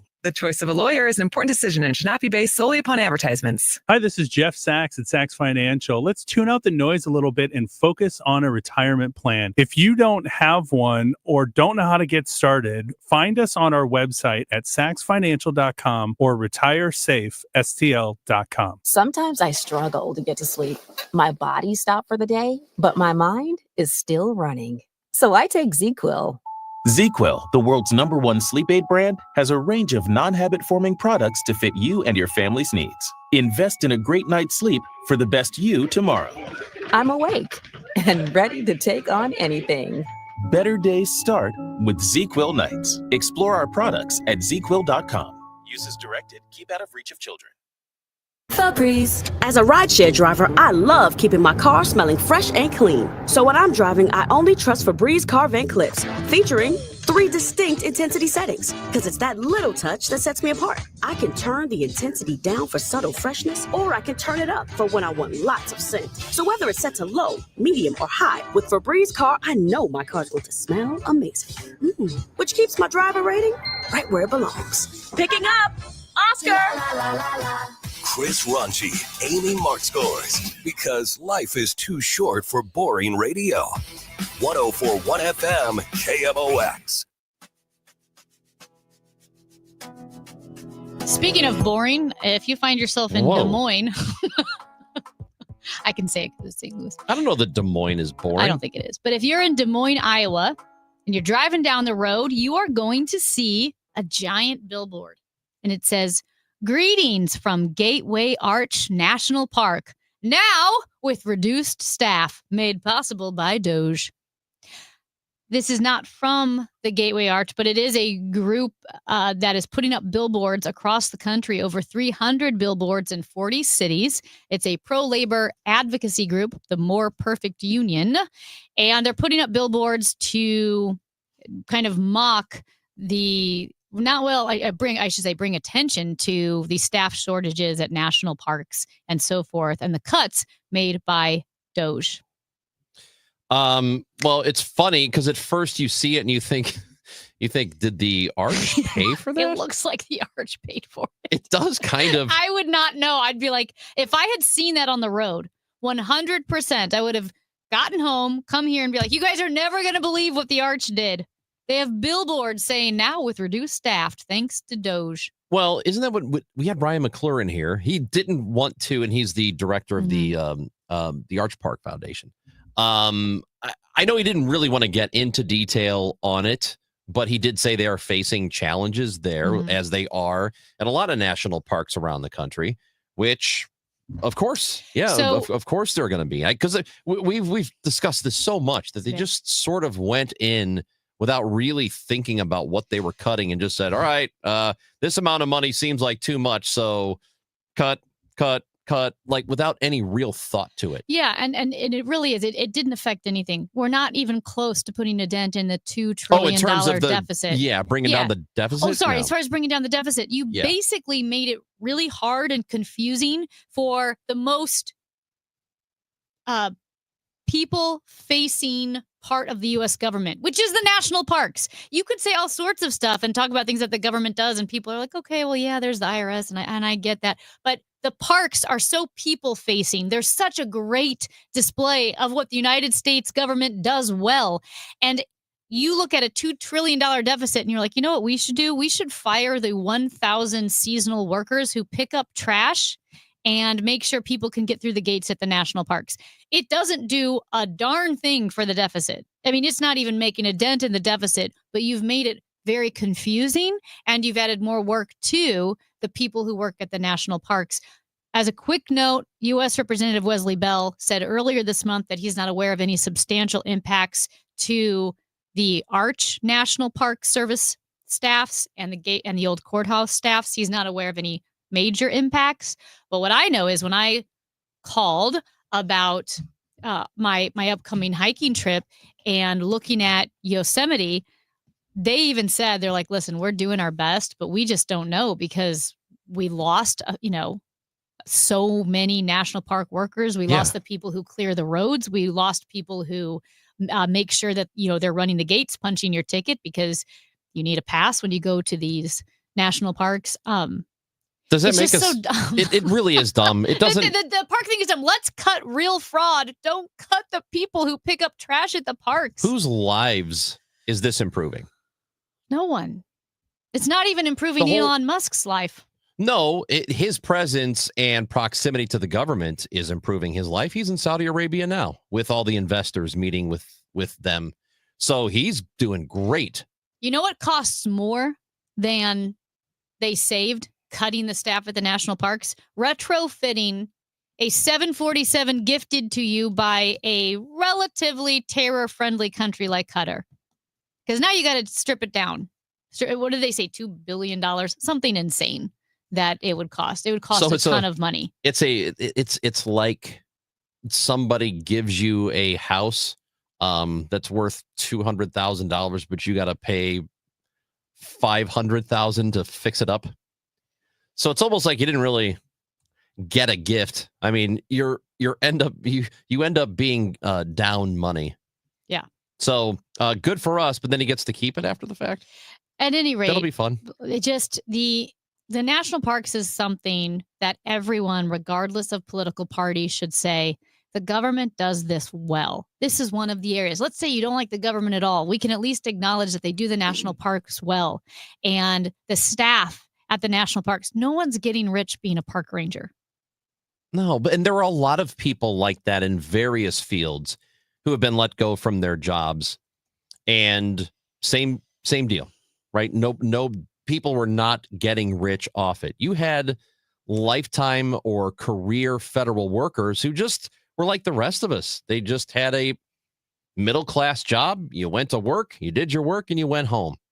I think people hear federal worker or they hear working for the government and they think you're part of this big machine that is causing your life ill. But most of these federal workers don't affect your life in a negative way at all.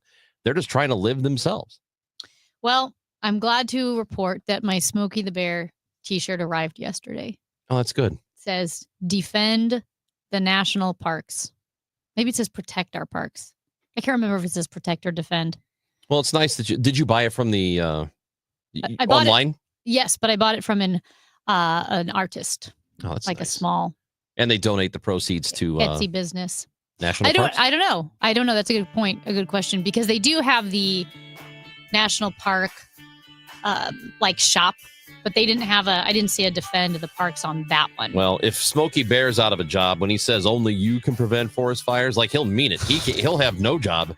It will literally just be on you to prevent forest fires. I love Smokey the Bear. The show will be podcasted. It's on the Odyssey app, so you should download that to your phone and listen in to whatever you missed from the show today. But Amy and I are going to be back tomorrow at 9 o'clock. We hope that you'll listen in. Coming up next, though, it is the Gas House Gang. Bernie, Tom, me, Cardinals manager Ollie Marmol, and the pitching coach Dusty Blake next.